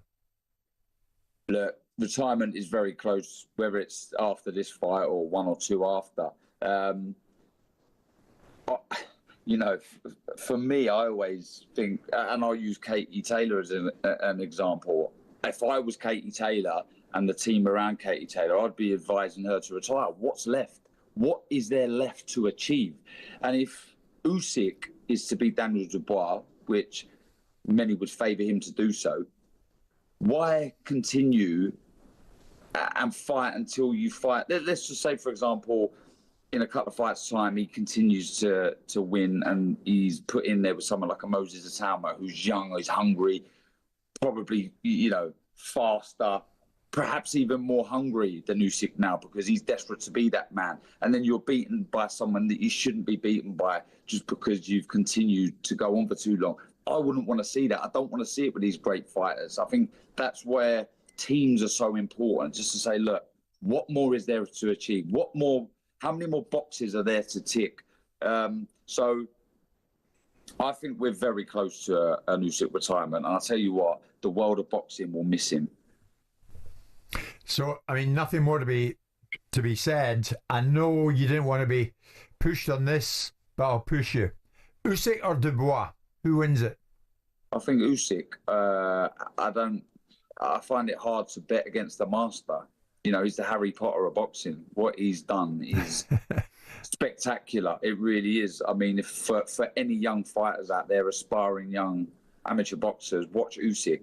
Try and copy what he does. Try and take a piece of his style into yours. Because if you can do that and get 10% of what Usyk's got, you're going to go a long way. And very finally, Darren, Hamza Shiraz got the win he wanted at the weekend over Berlanga over in the US. What do you think? Is Hamza now the UK's best pound-for-pound fighter?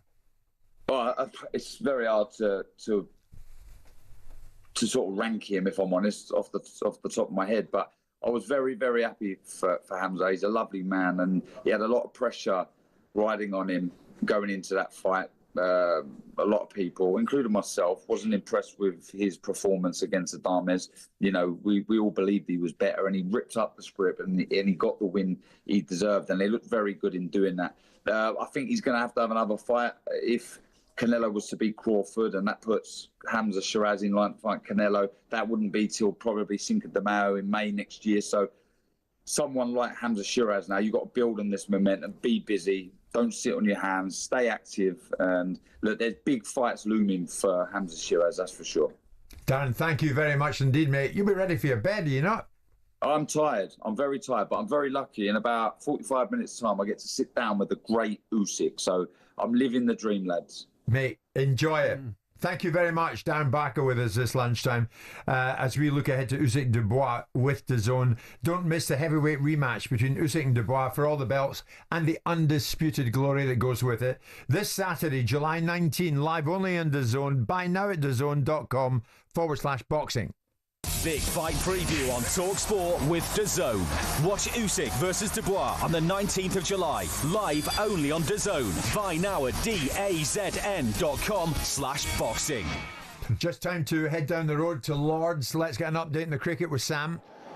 India 180 for 7, needing a further 85 runs to win this pulsating test match. The day started perfectly for England with 3 early wickets, but the 8th wicket partnership is proving to be an important one for India, worth 26 runs. Jadeja has 17, Nitish Reddy has 10, and at the moment they're looking fairly comfortable. There's been a couple of opportunities though, half chances for England. There was a full ball from Ben Stokes, then Nitish Reddy drove through the covers. Ollie Pope diving to his left hand side, nearly caught it. There was also a nervy lead from Jadeja to a ball from Bryden Cast that nearly hit the top of his off stump. There was also a coming together between Jadeja and Cast. Jadeja going for a second run, and they collided with each other. Plenty of needle out there, Jim, plenty of chat out there. It's been a fiery test match and a fiery morning. We've got 12 minutes to go until lunch on day 5. Chris Woke to just replace Ben Stokes from the nursery end. Ben Stokes bowling a lengthy spell this morning. Jadeja on 17, it's Reddy on 10. India 180 for 7. England need 3 wickets. India need 85 more runs. Tip top. Thank you very much indeed, Sam. It's Jim White, Simon Jordan, Martin O'Neill, live in talkSPORT with Selco, where the trade goes.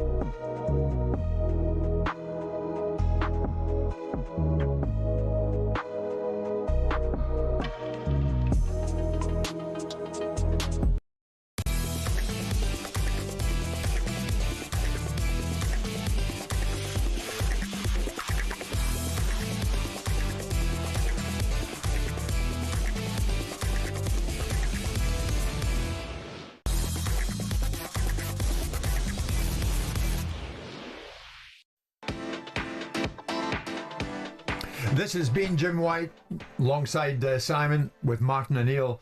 Martin, always a very popular member of our team when he is with us live here on talkSPORT, and this morning and into the afternoon has been no exception. What I will say as we hit lunchtime, and Martin, I'm over here looking at many of the messages coming in. They're from Liverpool fans this lunchtime who are thanking Preston North End fans for the reception that they received yesterday when Preston North End played Liverpool in a pre-season friendly. And of course, it was no normal pre-season friendly. The first time Liverpool turned out to play a match since the dreadful news that we all received regards the death of Diogo Jota and his brother Andre Silva. Just some days ago now, really, and many still trying to come to terms with it. Many of us still in the media trying to come to terms with the news about Diogo Jota. Arne Slot, who's impressed me in his first season, whenever he speaks, I listen, Martin. And when he spoke to Liverpool TV about where the players are now and the way ahead for those players, I really did tune in and listen because his words resonated with me, and I'm sure they'll have resonated with his players. This was Arne Slot. It's very difficult to find the right words. What is appropriate in our actions, what is appropriate, what we have to say. Can we train again? Can we laugh again? Can we be angry if there's a wrong decision? And I've said to them, maybe the best thing for us to do is handle this situation like Jota was. And what I meant with that is that Jota was always himself. Didn't matter if he was talking to me, to his teammates, to the staff. He was always himself. So let us try to be ourselves as well. So if we want to laugh, we laugh. If we want to cry, we're going to cry. If they want to train, they can train. If they don't want to train, they can train. But be yourself. Don't think you have to be different than your emotions tell you. I don't know if that's the first time you've heard that, Martin. I heard it earlier, and it really struck a chord with me. Just be yourselves. And I think he's absolutely right. The one that stuck out for me there was, can we be angry if there's a wrong decision? In other words, can we move from our normal reaction that might be X, Y, or Z, and always have to think about, well, let's put it into perspective regards Diogo. Yeah, I mean, I understand exactly what he's saying, and he's right to say these things. You know, he's talking about, will you laugh again? Will you cry again? Those particular things they're immediate emotions, but what will happen, as is the thing about life, is that things move on. I know it's really, really possibly even wrong to say this. Things move on. Jota's his whole life has been taken away there at 28 years of age. He had everything. He's just got married. He's 3 children. He's got a mother. He's lost two sons. It is one of those things, and I think that Slot is absolutely right to say, listen, be yourself. That's all you can be, is be yourself again. And in the course of, let's say, mid-October time, Liverpool are involved in a big game. If you're going to be angry over a decision, you be angry over a decision then it's coming. And I don't think it reflects badly on you if that's the case. I was actually in Portugal the whole when this happened, when the accident happened, and the whole country is absolutely in mourning. And I'm talking about the whole country, and it's going to be hard to take. It's going to be hard for players to come back and find out that their mate in the dressing room no longer exists. And no amount of comfort at this minute is going to be good enough for a family. So I think you just have to let it. It's very, very raw at the moment, but eventually things do move on.